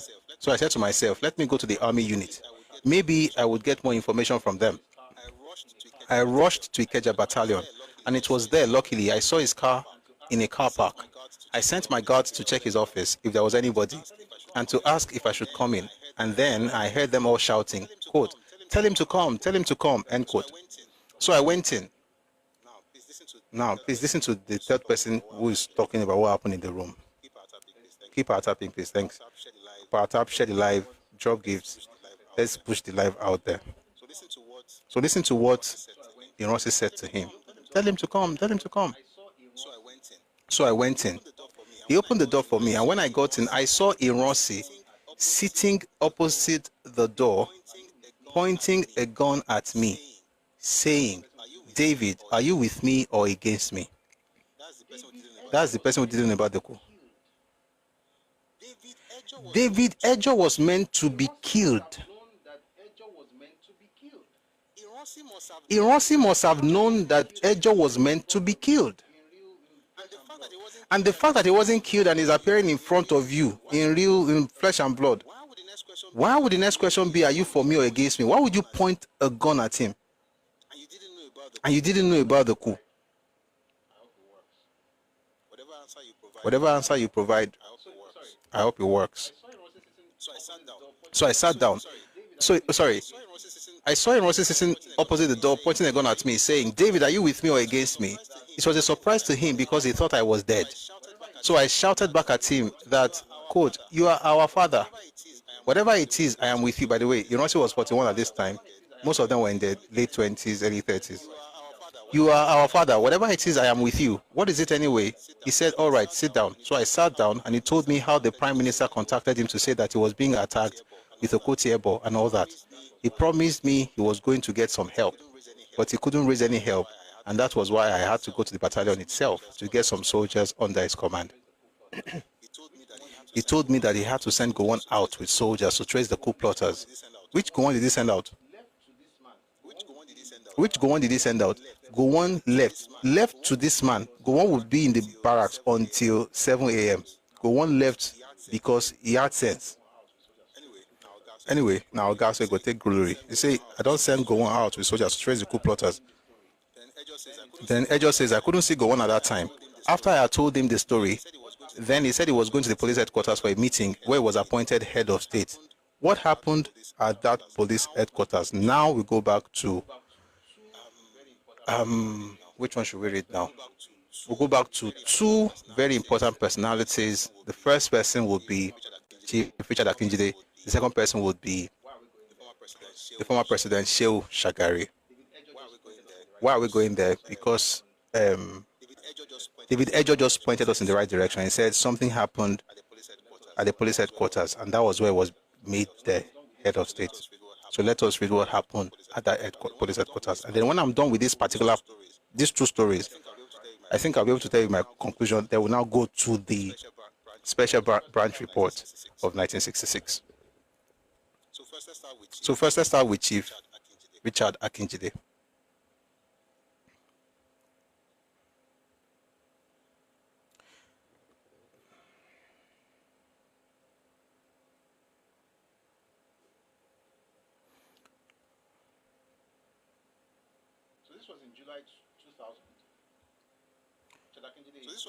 So this was in July 2000. Richard Akinjide is the one talking now. Book. So sometimes I'm reading book, sometimes I'm reading interview. This particular one is an interview. This is Richard Akinjide. Having nominated Zana Dipcharima as our acting prime minister in the absence of the prime minister, whose whereabouts we didn't know, we approached the acting president, Owafo Rizu, to swear him in because he cannot legitimately act as the prime minister except he is sworn in. Owafo Rizu refused. The GOC said he wanted to see all the cabinet ministers, and so we assembled at the cabinet office. Well, I have read in many books saying that we handed over to the military. We did not hand over. Ironsi told us that, quote, you either hand over as gentlemen or you hand over by force, end quote. Those were his words. In what voluntary handover? Is that voluntary handover? So we did not hand over. We wanted an acting prime minister to be in place, but Ironsi forced us, and I use the word force, to hand over to him. He was controlling the soldiers. Before I read the other account, let me quickly read something to you from Chinua Achebe.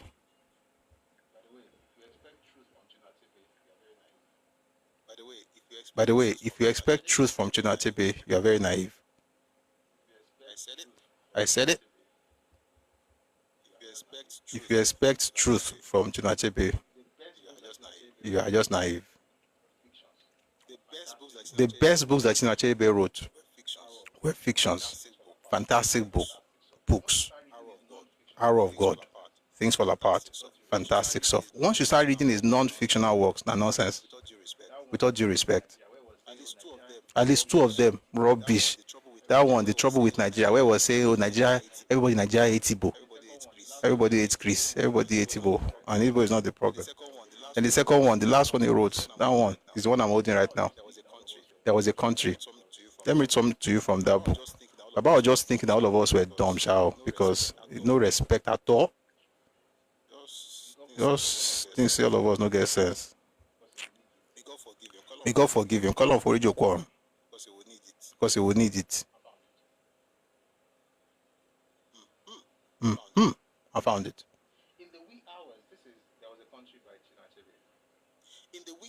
In the wee hours, There Was a Country by Chinua Achebe. Like I said, always read as many books as possible. Even the one that you know that there's a lie there, still read it, because you just might find something there, even if it's the lies.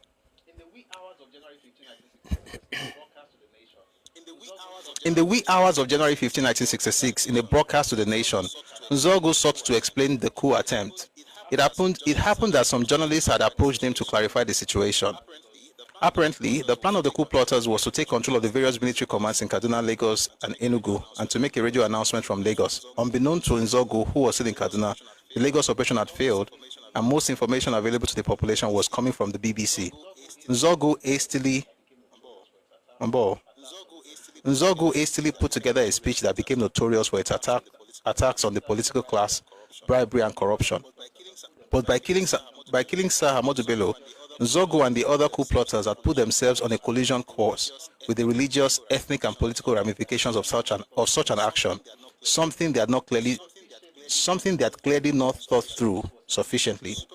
Superficially, it was understandable to conclude that this was indeed an Igbo coup. However, scratch a little deeper. See, listen to this man. This man is smart. The first word you see in that paragraph, superficially, it was understandable to conclude that this was indeed an Igbo coup. However, scratch a little deeper. I don't know why you're scratching when I'm not a cat. Scratching. Scratch a little deeper and complicating factors are discovered.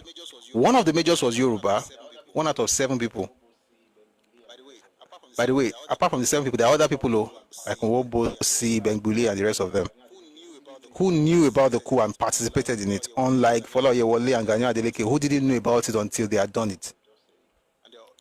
And there were able people also who didn't know about it until they had done it, by the way, just saying. So he said, scratch a little deeper and complicating factors are discovered. One of the majors was Yoruba, and Nzogu himself was Igbo in name only. You see how they say he's not Igbo again? He's Igbo in name only. Not only was he born in Kaduna, the capital of the Muslim North. I love this propagandist. Ogbonbaje. He was widely known as someone who saw himself as a northerner, spoke fluent Hausa and little Igbo, and wore the northern traditional dress when not in uniform, because there's no Igbo dress to wear now. Let's tell ourselves the truth. God bless us. Excuse me. Spoke fluent Hausa and little Igbo, and wore the northern traditional dress when not in uniform. In the end, the Nzogu coup was crushed. Listen to the words he's using, please, guys. The Nzogu coup was crushed by the man who was the highest-ranking Igbo officer in the Nigerian army, Major General Agui Ironsi. What do you think is happening here? They are taking us for granted in this country.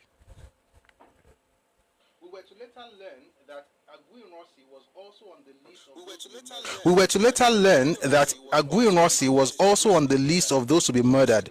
Ironsi got wind of the plot and mounted a successful resistance in Lagos, ultimately breaking the back of the coup.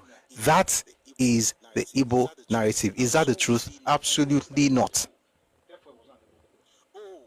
Oh, it was an Igbo person that stopped the coup. Therefore, it was not an Igbo coup. And by the way, he heard about it. And so he mounted a defense against El Gagbaruwe. It's a lie. How do we know? Let's now go to Shehu Shagari.